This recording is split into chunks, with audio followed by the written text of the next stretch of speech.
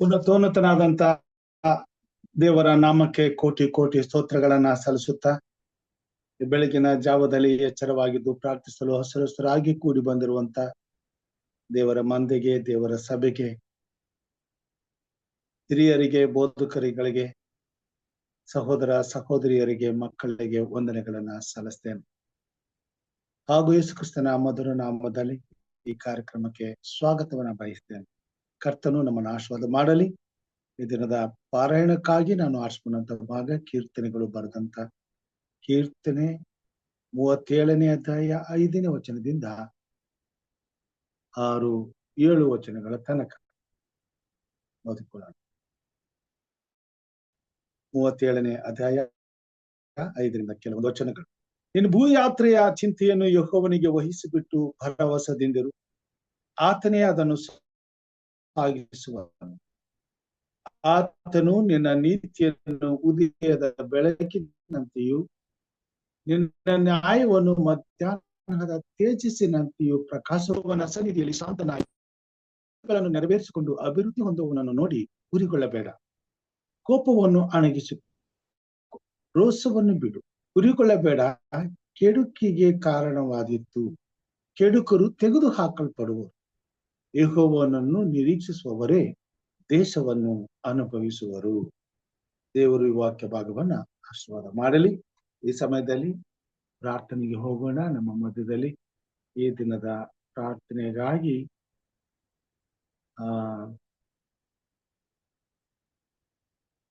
ಸಹೋದರ John David ಅವರು ಪ್ರಾರ್ಥನೆ ಮಾಡಬೇಕೆಂಬುದಾಗಿ ಕೇಳ್ಕೊಳ್ತಾರೆ. Hallelujah, hallelujah, hallelujah.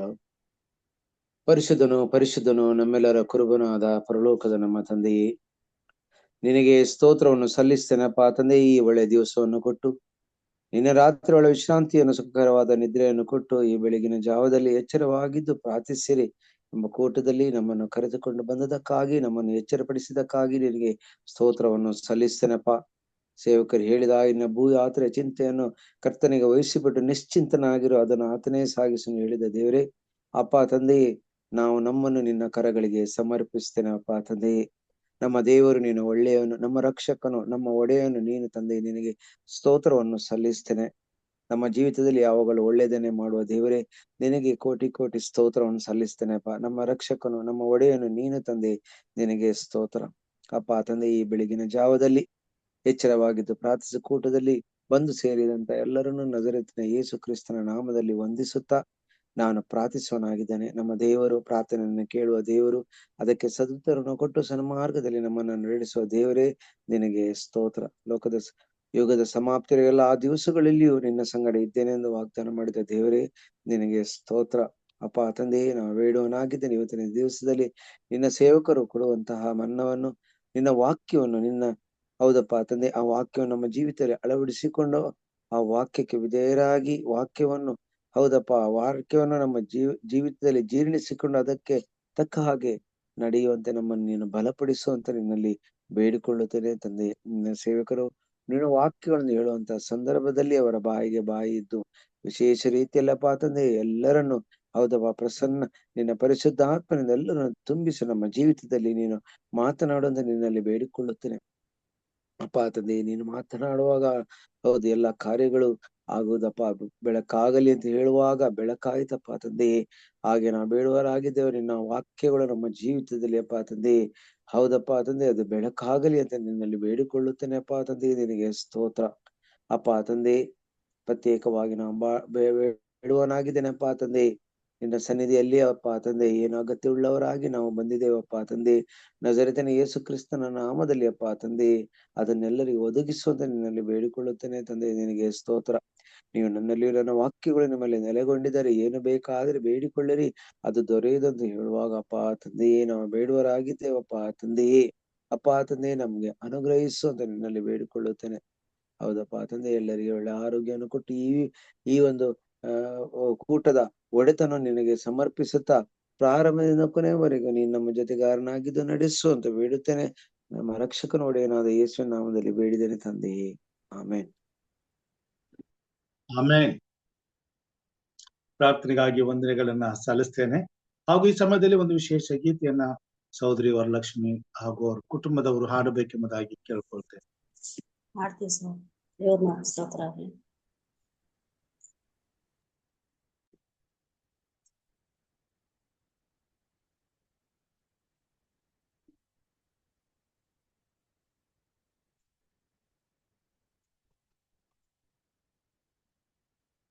ಆರಾಧನೆ ಆರಾಧನೆ ಆತ್ಮ ಸ್ವರೂಪನೇ,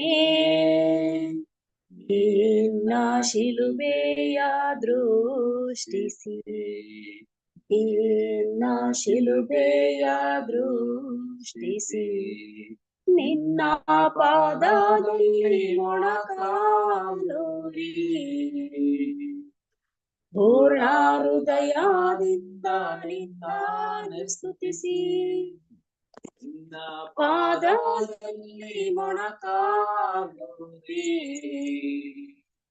ಪೂರ್ಣ ಹೃದಯದಿಂದ ನಿನ್ನನ್ನು ಸ್ತುತಿಸಿ, ಆರಾಧನೆ ಆರಾಧನೆ ಆತ್ಮ ಸ್ವರೂಪನೇ, ನಿನ್ನ ಶಿಲುಬೆಯ ದೃಷ್ಟಿಸಿ, ನಿನ್ನ ಶಿಲುಬೆಯ ದೃಷ್ಟಿಸಿ, ಬಲಪಡಿಸು ನನ್ನಾತ್ಮವ,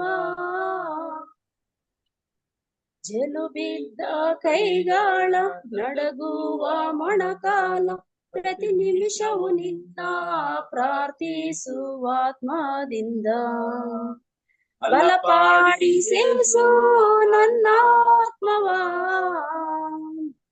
ಜಲುಬಿದ್ದ ಕೈಗಳ ನಡಗುವ ಮೊಣಕಾಲ, ಪ್ರತಿ ನಿಮಿಷವು ನಿನ್ನ ಪ್ರಾರ್ಥಿಸುವ ಆತ್ಮನಿಂದ, ಆರಾಧನೆ ಆರಾಧನೆ ಆತ್ಮ ಸ್ವರೂಪನೇ, ನಿನ್ನ ಶಿಲುಬೆಯ ದೃಷ್ಟಿಸಿ, ನಿನ್ನ ಶಿಲುಬೆಯ ದೃಷ್ಟಿಸಿ, ಉದಯ ಕಾಲದಲ್ಲಿ ನಿನಗೆ ಸ್ತೋತ್ರ ಬಲಿ,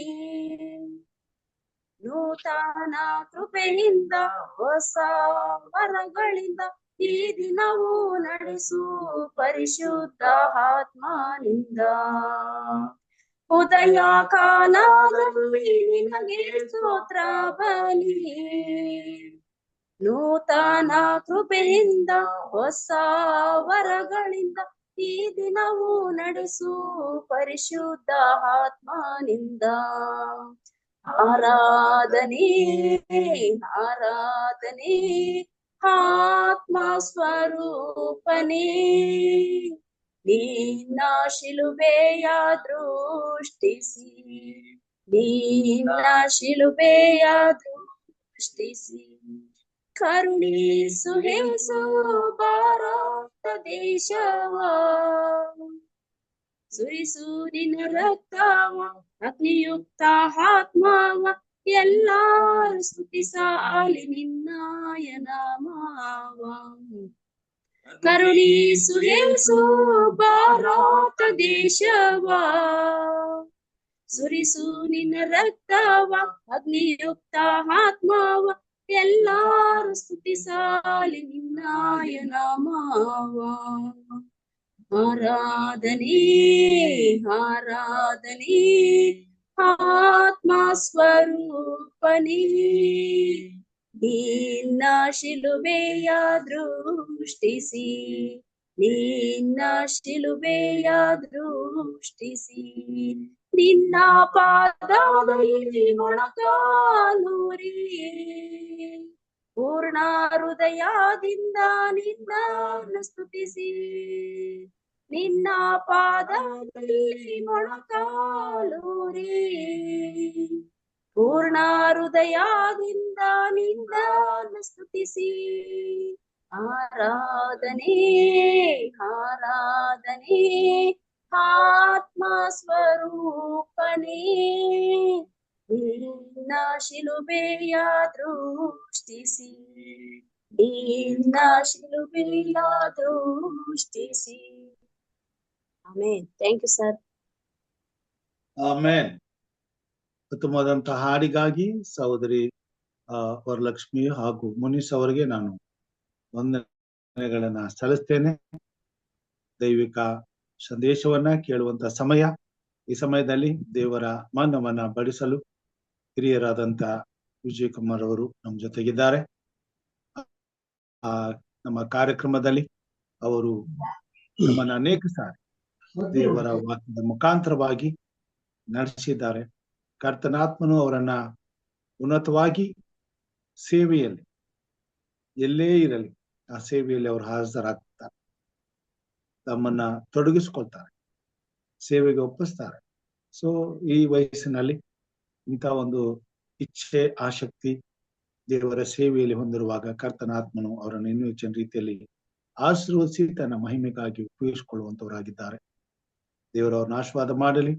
ಈ ಸಮಯದಲ್ಲಿ ದೇವರ ವಾಕ್ಯವನ್ನ, ಸಂದೇಶವನ್ನ ತರಲು ತಮ್ಮೆಲ್ಲರ ಪರವಾಗಿ, ಈ ಕಾರ್ಯಕ್ರಮದ ಪರವಾಗಿ ನಮ್ಮ ಒಡೆಯನು ರಕ್ಷಕನೂ ಆಗಿರುವಂತಹ ಯೇಸು ಕ್ರಿಸ್ತನ ಮಧುರ ನಾಮದಲ್ಲಿ ಸ್ವಾಗತಿಸ್ತೇನೆ. ಹಿರಿಯರಾದಂತ ವಿಜಯ್ ಕುಮಾರ್ ಸರ್, ಇದನ್ನ ಸಮಯ ಸಂದೇಶವನ್ನ ತರಬೇಕೆಂಬುದಾಗಿ ಕೇಳಿಕೊಳ್ತೇನೆ. ವಂದನೆಗಳು ಸರ್. ಕೂಡಿ ಬಂದಿರುವಂತಹ ಎಲ್ಲರೂ ಕರ್ತನ ಹೆಸರಲ್ಲಿ ಹೃತ್ಪೂರ್ವಕವಾದ ವಂದನೆಯನ್ನ ಸಲ್ಲಿಸುವಂತ ಕರ್ತನ ನಾಮಕ್ಕೆ ಸ್ತೋತ್ರವಾಗಲಿ. ವಿಶೇಷವಾಗಿ ಮತ್ತೊಂದು ಆವರ್ತಿ ಈ ಒಂದು ಅವಕಾಶವನ್ನು ಮಾಡಿಕೊಡುವಂತಹ ಬೋಧಕರಾದಂತ ರಾಜರವರಿಗೆ ನಾನು ಸಲ್ಲಿಸುವಂತನಾಗಿದ್ದೇನೆ.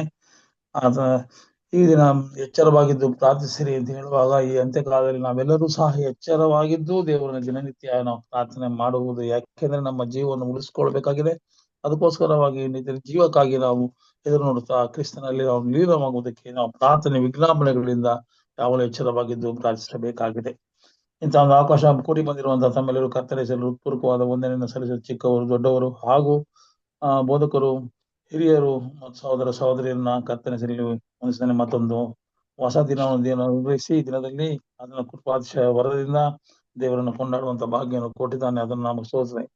ಕೊಂಡಾಡುವುದರ ಮೂಲಕವಾಗಿ ನಾವು ಇನ್ನು ಇಚ್ಛೆಯಲ್ಲಿ ಆಧ್ಯಾತ್ಮಿಕ ಬಲಗೊಂಡು ದೇವರ ರಾಜ್ಯಕ್ಕೆ ಬಾಧ್ಯರಾಗಿ ಮಕ್ಕಳಾಗುವಂತೆ ನಮ್ಮನ್ನು ದೇವರು ರೂಪಿಸಲಿ ಅನ್ನುವುದೇ ನನ್ನ ಹಾರೈಕೆ. ಇವತ್ತಿನ ಒಂದು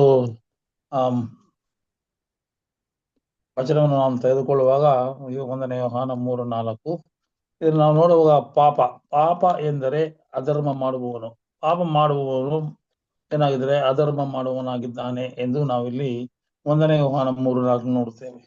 ಅನೇಕರು ಏನ್ ಮಾಡ್ತಾರೆ, ತಿಳಿಯದ ಮಾಡಿದ ಪಾಪಕ್ಕೆ ಶಿಕ್ಷೆ ಇದೆ, ತಿಳಿದು ಮಾಡಿದ ಪಾಪಕ್ಕೆ ಶಿಕ್ಷೆ ಇದೆ, ತಿಳಿಯದೆ ಮಾಡಿದ ಪಾಪಕ್ಕೆ ಶಿಕ್ಷೆ ಇಲ್ಲ, ಶಿಕ್ಷೆ ಈ ರೀತಿಯಾಗಿ ತಪ್ಪಾಗಿ ಅರ್ಥ ಮಾಡಿಕೊಂಡು ಒಬ್ಬರಿಗೊಬ್ಬರು ವಾದ ಮಾಡಿದ್ದನ್ನ ಕೇಳಿದ್ದೇನೆ. ಇದು ನೋಡುವಾಗ ತಿಳಿದು ಮಾಡಿದರೂ ಪಾಪವೇ, ತಿಳಿಯದೆ ಮಾಡುವುದು ಕೂಡ ಪಾಪವೇ. ನೀವು ಹೇಗೆ ಪಾಪ ಮಾಡ್ತೀವೋ, ತಿಳಿದು ಮಾಡ್ಲಿ ತಿಳಿದೇ ಮಾಡ್ಲಿ ಪಾಪನೇ ಪಾಪ. ಹೀಗಿರುವಾಗ ಸತ್ಯವೇದ ದೇವರು ಏನಪ್ಪಾ ಅಂದ್ರೆ ವಿಮೋಚನಾ ಕಾಂಡ 34:7 ನೋಡುವಾಗ, ದೋಷ ಅಪರಾಧಕ್ಕೆ ಕ್ಷಮಿಸುವನಾದರೂ ಶಿಕ್ಷಿಸದೆ ಬಿಡನು ಅಂತ ಬರೆಯಲ್ಪಟ್ಟಿದೆ. ಅದ್ರಲ್ಲಿ ಏನ್ ಬರೆಯಲ್ಪಟ್ಟಿದೆ, ಅವನು ತಿಳಿದು ಮಾಡ್ತಾನೋ ಪಾಪನ, ತಿಳಿದೇ ಮಾಡ್ತಾನೋ ಪಾಪನ, ಅದಲ್ಲ, ಪಾಪನೇ. ದೇವರ ಆಜ್ಞೆಗಳನ್ನು ಮೀರಿ ಅದಕ್ಕೆ ತದ್ವಿರುದ್ಧವಾಗಿ ನಾವು ಮಾಡುವಂತ ಪಾಪಗಳಾಗಿರ್ತದೆ. ಅದಕ್ಕೋಸ್ಕರ ಶಿಕ್ಷೆ ಖಂಡಿತ, ಶಿಕ್ಷೆ ಪ್ರಮಾಣದಲ್ಲಿ ಏನು ವ್ಯತ್ಯಾಸ ಇಲ್ಲ, ಖಂಡಿತವಾಗಿಯೂ ಶಿಕ್ಷೆ ಇದ್ದೇ ಇದೆ ಎನ್ನುವುದನ್ನು ನಾವು ಅರ್ಥ ಮಾಡ್ಕೋಬೇಕು. ಆದಿಯಲ್ಲಿ ಆದ ಮತ್ತು ಅವ್ವ ಇವ್ರು ನೋಡುವಾಗ ಸೈತಾನನ ಮಾತಿಗೆ ಮರುಳಾಗಿ ಪಾಪ ಮಾಡಿದರು. ಆದಮ ಮತ್ತು ಅವ್ವ ಪಾಪ ಅದ ಅನುಭವನೇ ಇರೋರ್ಗಿರ್ಲಿಲ್ಲ. ಯಾಕೆಂದ್ರೆ ಅವರ ಹೊಸದಾಗಿ ಸೃಷ್ಟಿಸಲ್ಪಟ್ಟಿದ್ರು, ಎದೆ ತೋಟದಲ್ಲಿ ಹೇಳ್ಪಟ್ಟಿದ್ರು, ಪಾಪ ರಹಿತರಾಗಿದ್ರು. ಯಾಕೆಂದ್ರೆ ಅವ್ರ ಪಾಪ ಅನ್ನೋದೇ ಗೊತ್ತಿರಲಿಲ್ಲ. ಹೀಗಿರುವಾಗ ಪಾಪ ಎಂದ್ರೆ ಇನ್ನೂ ಅವ್ರು ತಿಳಿದೇ ಇರಲಿಲ್ಲ.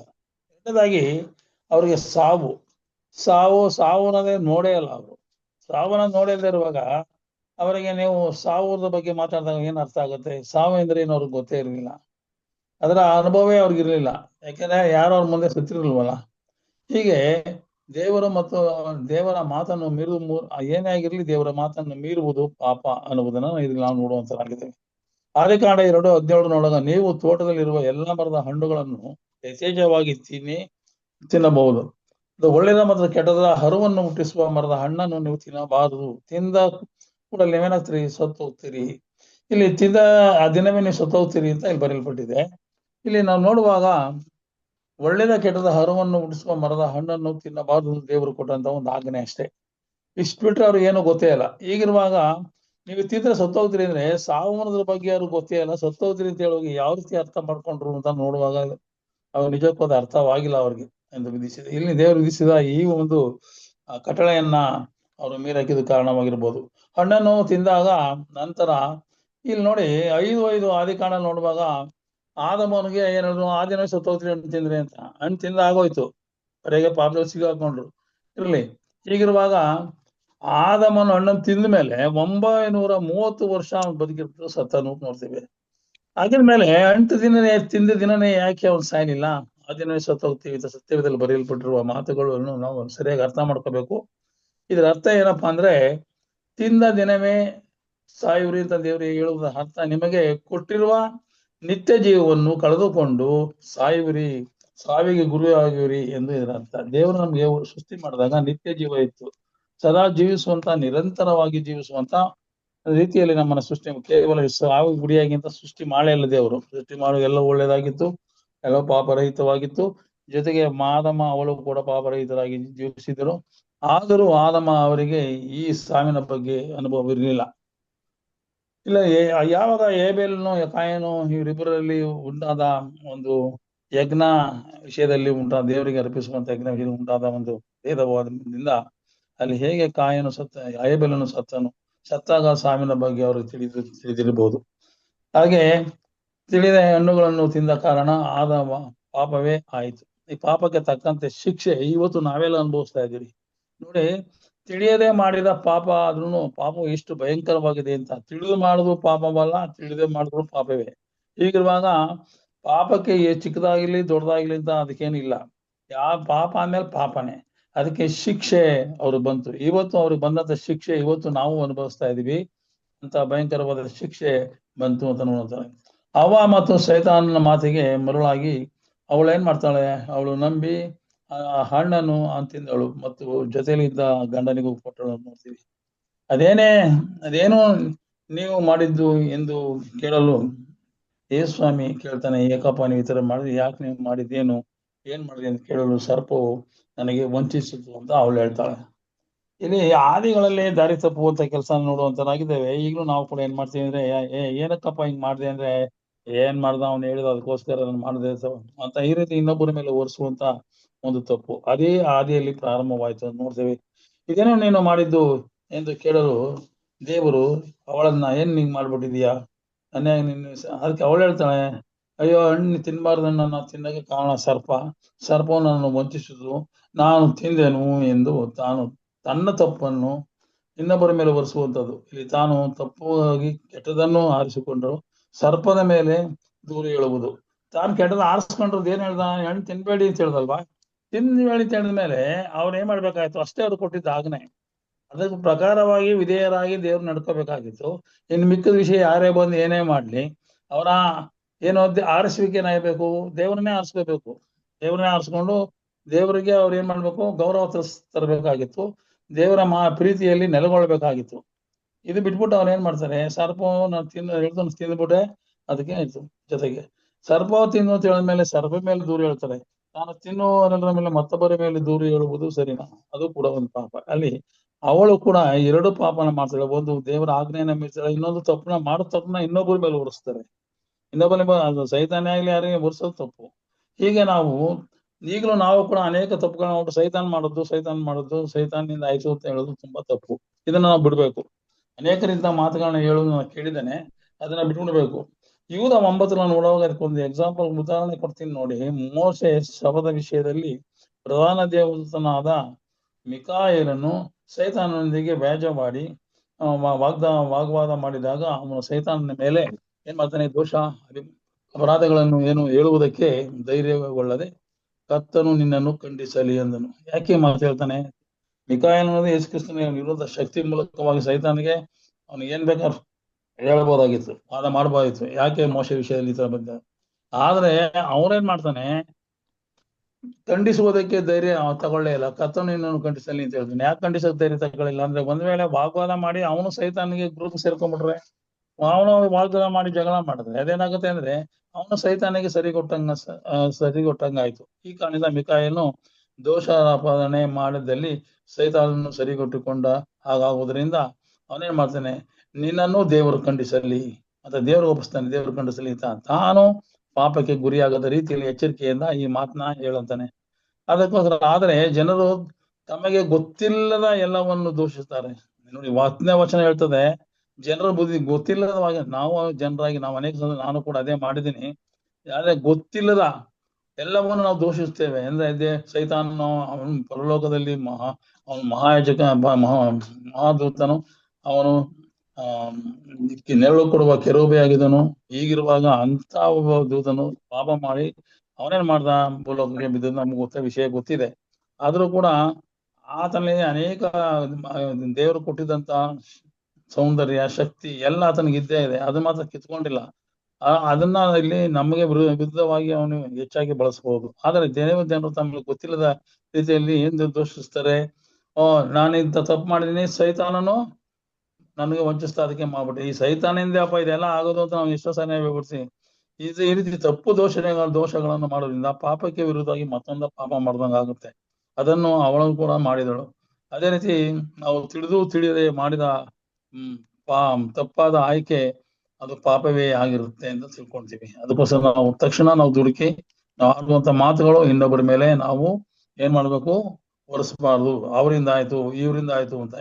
ಯಾಕೆ ಈ ಮಾತು ಹೇಳ್ತಾ ಇದ್ದೀನಿ ಅಂದ್ರೆ, ದೇವರು ಆರಿಸಿಕೊಳ್ಳುವ ಶಕ್ತಿ ನಮಗೆ ಕೊಡಿದೆ. ಒಳ್ಳೇದ ಕೆಟ್ಟದು ಹರು ಇದೆ ನಮ್ಗೆ. ಹೀಗಿರುವಾಗ ನಾವೇನ್ ಮಾಡ್ಬೇಕು, ಒಳ್ಳೇದನ್ನೇ ಆರಿಸ್ಕೊಳ್ಬೇಕು.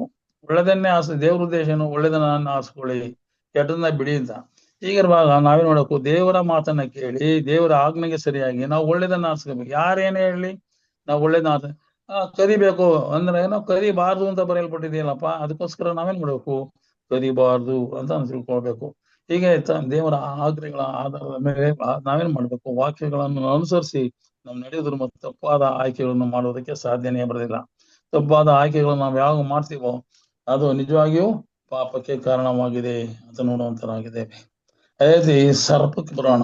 ಈಗ ಅವಳಿಗೆ ಏನ್ ಮಾಡ್ತಾರೆ, ಆಗ ಸರ್ಪಕ್ಕೆ ಬರುವಾಗ ಇದಕ್ಕೆ ಅವ್ರು ಶಿಕ್ಷೆ ಏನ್ ಕೊಡ್ತಾರೆ ಅಂತ ನೋಡುವಾಗ, ಅವಳಿಗೆ ನೀನು ಈ ಹಣ್ಣನ್ನು ತಿನ್ಬಾರ್ದು ತಿನ್ನೋದ್ರಿಂದ ನಿನಗೇನಾಯ್ತು, ನೀನು ಇರುವಾಗ ನೀನು ಬಹಳ ಕಷ್ಟದಲ್ಲಿ ಇರ್ತೀಯ, ಆ ನೋವನ್ನು ಅನುಭವಿಸ್ಬೇಕಾಗುತ್ತೆ. ಜೊತೆಗೆ ಆದ್ರೂ ಕೂಡ ಗಂಡ ಜೊತೆ ನೀನು ಪ್ರೀತಿಯಿಂದ ಇರ್ತೀಯ ಅನ್ನುವ ಒಂದು ಶಿಕ್ಷೆಯನ್ನ ದೇವರು ಆಕೆಗೆ ಕೊಡುವಂತನಾಗಿದ್ದಾನೆ ಅಂತ ನೋಡುತ್ತಾರೆ. ಎರಡನೇದ ಬರುವಾಗ ಸರ್ಪ 3:14 ವಚನ ನಾವು ಬರೋಣ. ಮೂರನೇದಾಗ ಬರೋಣ. ನೀನು ಈ ಕಾರ್ಯವನ್ನು ಮಾಡಿದ್ರಿಂದ ಅಡವಿಯ ಎಲ್ಲಾ ಮೃಗಗಳಿಗೆ ನೀನು ಶಾಪಗ್ರಸ್ತವಾದಿ. ಯಾವ್ದಾದ್ರು ಬೇರೆ ಪ್ರಾಣಿಗಳ ಜೊತೆ ದಿವಸ ನೋಡಿದಿರಾ? ನಾನು ಟಿವಿಲಿ ಈ ಪ್ರಾಣಿಗಳ ಇದ್ರನ್ನ ನೋಡುವಾಗ ಅಲ್ಲಿ ಒಂದು ಹಾವು ಬಂತು ಅಂದ್ರೆ ಎಲ್ಲಾ ಪ್ರಾಣಿಗಳು ಓಡೋಗ್ಬಿಡ್ತವೆ.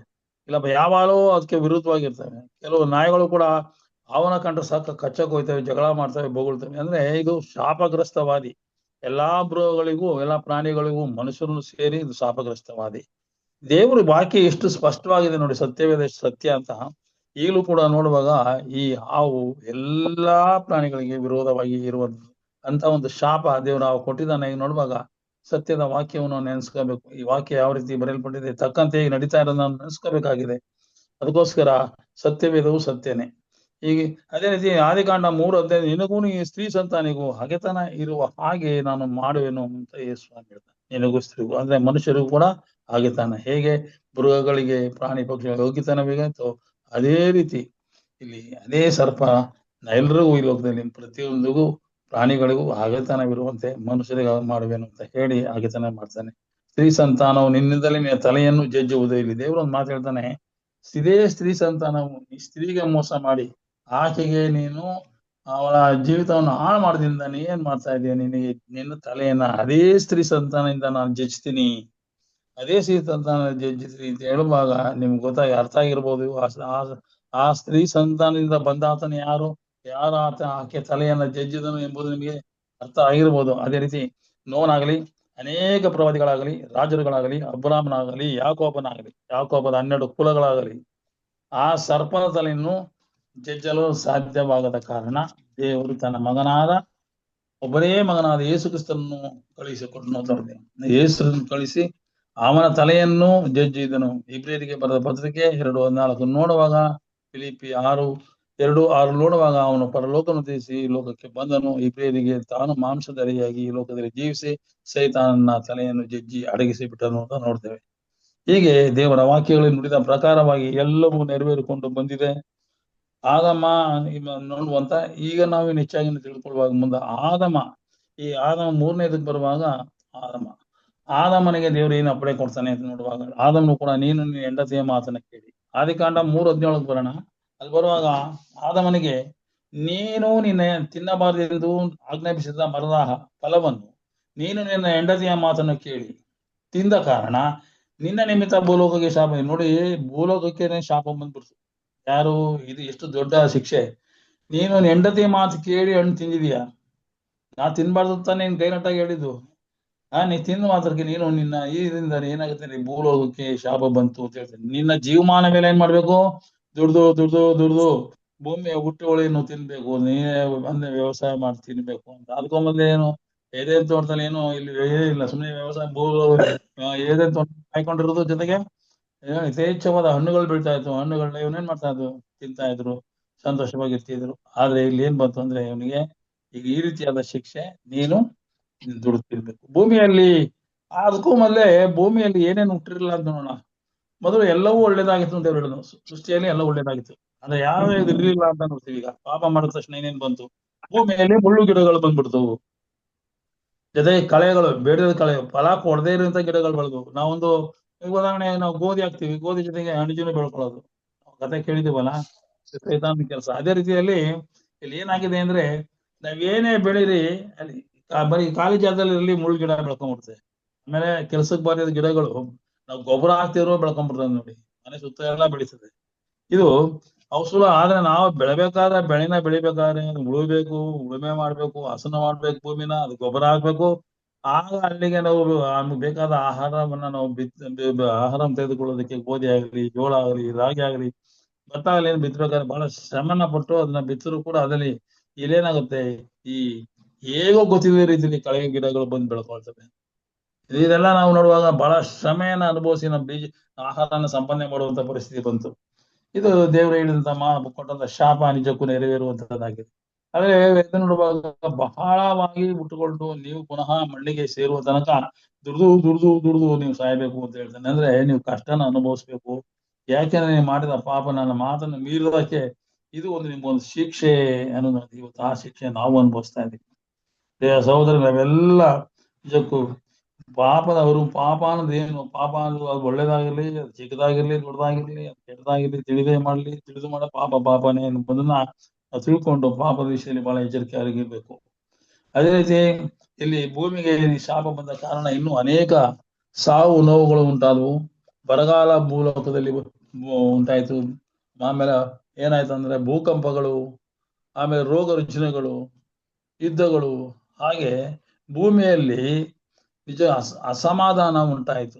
ಸಮಾಧಾನನೇ ಇಲ್ಲ, ಒಬ್ರಿಗೊಬ್ಬರು ಪ್ರೀತಿ ಇಲ್ಲ, ಜಗಳ, ಕಚ್ಚಾಟ, ರೋಗ ರುಜಿನಗಳು, ಇದೆಲ್ಲ ಅಂಗವಿಕಲತೆ ನೋಡುವಾಗ ನಿಜಕ್ಕೂ ಪಾಪ ಅನ್ನೋದು ಎಷ್ಟು ಭಯಂಕರವಾಗಿದೆ ಅನ್ನೋದನ್ನ ನಾವು ತಿಳ್ಕೊಳ್ಬೇಕಾಗಿದೆ.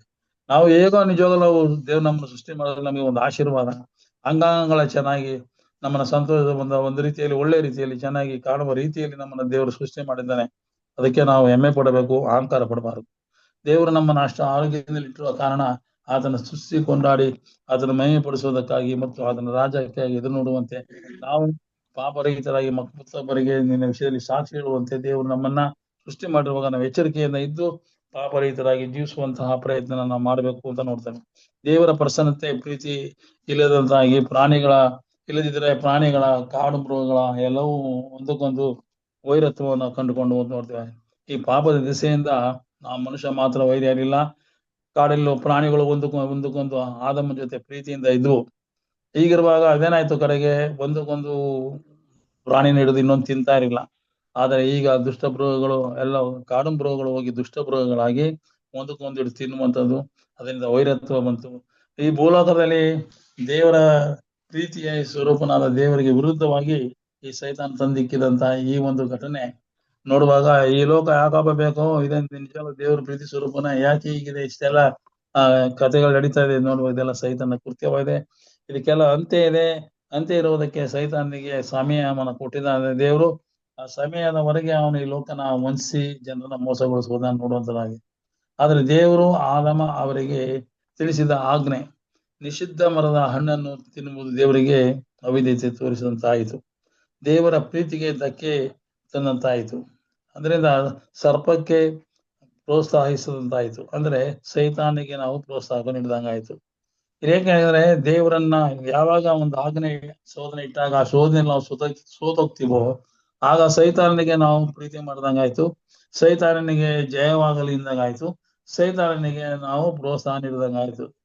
ತಿಳ್ಕೊಳ್ಳಿ, ಈಗ ಹೇಳುವಾಗ ನೀವು ಕ್ರಿಸ್ತನನ್ನು ನಿಜವಾಗ್ಲೂ ಪ್ರೀತಿ ಮಾಡ್ತೀವ. ನಾವು ಒಂದು ವೇಳೆ ಒಂದು ಪಾಪನ ನಾವು ಮಾಡಿದಾಗ, ತಿಳಿದೇ ಪಾಪ ಮಾಡಿದಾಗ, ಅದು ಯೇಸು ಕ್ರಿಸ್ತನ ಹೃದಯವನ್ನ ನಾವು ನೋಯಿಸ್ದಂಗಾಗುತ್ತೆ. ಅವ್ನಿಗೆ ಎಷ್ಟು ಬೇಜಾರಾಗುತ್ತೆ ಅಂದ್ರೆ ಸೈತಾನಿಗೆ ಜಯಕಾರ ಮಾಡ್ತೀವಿ. ಹೀಗಿರುವಾಗ ದೇವ್ರಿಗೆ ಎಷ್ಟು ಬೇಜಾರಾಗ್ಬೋದು. ಆದ್ರೂ ತಾಳ್ಮೆಯಿಂದ ಸೇರಿಸ್ಕೊಂಡು ನಮ್ಮನ್ನ ಕ್ಷಮಿಸಿ ಈಗಲಾದ್ರೂ ನನ್ನ ಕಡೆ ಬನ್ರಿ ಅಂತ ಕರಿತಾನೆ. ಇಂಥ ಅವಕಾಶನ ಬೇಕಾದಷ್ಟು ಕೃಪೆಯ ಕಾಲ ನಮಗೆ ಕೊಟ್ಟಿರುವಾಗ ನಾವೇನ್ ಮಾಡ್ಬೇಕು? ನಾವು ಎಚ್ಚರಿಕೆಯಿಂದ ದೇವರನ್ನೇ ಕ್ರಿಸ್ತರನ್ನೇ ಪ್ರೀತಿಸಿ ಸೈತಾನನ್ನು ಸಂಪೂರ್ಣವಾಗಿ ದ್ವೇಷಿಸುವಂತಹ ಕೆಲಸ ನಾವು ಮಾಡ್ಬೇಕು. ಅದನ್ನ ಕೃತ್ಯಗಳಿಗೆ ನಾವು ಹೋಗಬಾರದು. ಪಾಪ ಚಿಕ್ಕದು ಸಣ್ಣ ಪುಟ್ಟ ಪಾಪಗಳನ್ನು ಮಾಡುವುದು ಇದು ದೇವರಿಗೆ ನೋವನ್ನು ತರುವಂತದ್ದಾಗಿದೆ ಅನ್ನೋದು ನಾವು ತಿಳ್ಕೊಳ್ಬೇಕಾಗಿದೆ. ಮುಂದೆ ನಾವು ನೋಡುವಾಗ ಇಲ್ಲಿ ಪಾಪ ಅವರಿಗೆ ಒಂದು ವಿಧೇಯ ದೇವರಿಗೆ ವಿಧೇಯರಾಗಿರ್ಬೇಕಾಗಿತ್ತು. ಆದ್ರೆ ಅಷ್ಟೇ ತಮಗೆ ಕೊಟ್ಟಿದ್ದ ಸ್ವತಂತ್ರವನ್ನು ಹಿಡಿತದಲ್ಲಿ ಇಟ್ಟುಕೊಳ್ಳಲಿಲ್ಲ. ಆದಮ ಏನ್ ಮಾಡಿದ್ರು? ಕೊಟ್ಟಿದ್ದ ಸ್ವಾತಂತ್ರ್ಯ ಕೊಟ್ಟಿದ್ರು ದೇವರಿಗೆ, ಆ ಸ್ವಾತಂತ್ರ್ಯ ಹಿಡಿತದಲ್ಲಿ ಇಟ್ಕೊಳ್ಳಿಲ್ಲ.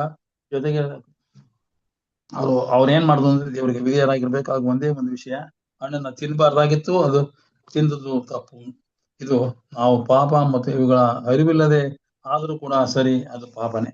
ಅರಿವಿಲ್ಲದೆ ಮಾಡುವಂತಹ ಪಾಪಗಳು ಕೂಡ ಪಾಪವಾಗಿರ್ತದೆ. ಇದನ್ನ ದೊಡ್ಡ ಪರಿಣಾಮನ ಎದುರಿಸಬೇಕಾಗತ್ತೆ. ರೋಗ ರುಜಿನಗಳಿಗೋ ಅಥವಾ ತುತ್ತಾಗಬೇಕಾಗತ್ತೆ, ಅಥವಾ ಇನ್ಯಾವುದೋ ಬಡತನಕ್ಕೆ ಗುರಿ ಆಗ್ಬೇಕಾಗತ್ತೆ, ಇನ್ಯಾವುದೋ ಶಿಕ್ಷೆಗಳನ್ನ ಅನುಭವಿಸ್ಬೇಕಾಗತ್ತೆ. ಹೀಗೆ ನಾವು ಯಾವ್ದನ್ನ ಯಥೇಚ್ಛವಾಗಿ ಪ್ರೀತಿ ಮಾಡ್ತೀವೋ ಅದನ್ನ ಕಳ್ಕೊಳ್ಳುವಂತಹ ಸಾಧ್ಯತೆ ಕೂಡ ಇರ್ತದೆ. ಇದಕ್ಕೋಸ್ಕರ ನಾವು ದೇವರ ಆಜ್ಞೆಗಳ ವಿಚಾರದಲ್ಲಿ ಈಗ ನಾವು ಕೊಟ್ಟಿರುವಂತಹ 10 ಆಜ್ಞೆಗಳು, ಆದಮ ಕೊಟ್ಟಿದ್ದು ಕೇವಲ ಆಜ್ಞೆ ಅನ್ನತಕ್ಕಂತೆ ಒಂದೇ ಒಂದು ಆಜ್ಞೆ, ಅದನ್ನೇ ಅವ್ರು ಮೀರೋಗ್ಬಿಟ್ರು.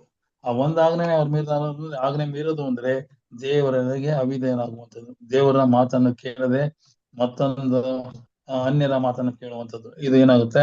ಪಾಪಕ್ಕೆ ಕಾರಣವಾಗುತ್ತೆ. ದೇವರ ಆಜ್ಞೆಗೆ ಮೀರುವುದೇ ಒಂದು ಪಾಪ. ದೇವರ ಆಜ್ಞೆಗಳನ್ನು ಮೀರಿ ನಾವು ಪಾಪ ಮಾಡುವುದರಿಂದ ನಿಜ ಶಿಕ್ಷೆ ಗುರಿ ಆಗ್ತೀವಿ. ಇದಕ್ಕೆ ತಿಳಿದು ಮಾಡುವ ಪಾಪವಾಗಲಿ ತಿಳಿದೇ ಮಾಡುವ ಪಾಪವಾಗಲಿ ಪಾಪವೇ, ಅದಕ್ಕೆ ನಾವು ಶಿಕ್ಷೆ ಇದ್ದೇ ಇದೆ ಅನ್ನೋದು ನಾವು ತಿಳ್ಕೊಳ್ಬೇಕಾಗತ್ತೆ. ಇವರು ಮಾಡಿದ ಪಾಪವು ಭೂಮಿಯ ಅತ್ಯಂತ ಹೋರಾಟದಲ್ಲಿ ಇರುವುದಕ್ಕೆ ಕಾರಣವಾಯಿತು. ಈಗ ನಾವೆಲ್ಲ ಹೋರಾಟದಲ್ಲಿದ್ದೇವೆ. ಈ ಕಡೆ ಒಳ್ಳೇದಕ್ಕೆ ತಿರ್ಬೇಕೋ, ಕೆಟ್ಟದ್ದು ಮಾಡ್ಬೇಕು ಅಂತ ಹೋರಾಟದಲ್ಲಿದೆ. ಒಳ್ಳೆ ಕೆಟ್ಟದ ನಡುವೆ ನಮ್ಮ ರಕ್ಷಣೆಗಾಗಿ ದೇವರಿಗೆ ತನ್ನ ಮಗನ ಮೂಲಕವಾಗಿ ನಮ್ಮ ಸೈತಾನನ್ನು ಅವನನ್ನು ಅಡಗಿಸಿ ಬಿಡುವುದಕ್ಕೆ ಈ ಲೋಕಕ್ಕೆ ಬಂದಿರುವಾಗ ನಾವು ಕ್ರಿಸ್ತನ ಮೂಲಕ ನಾವೇನು ಮಾಡ್ಬೇಕು?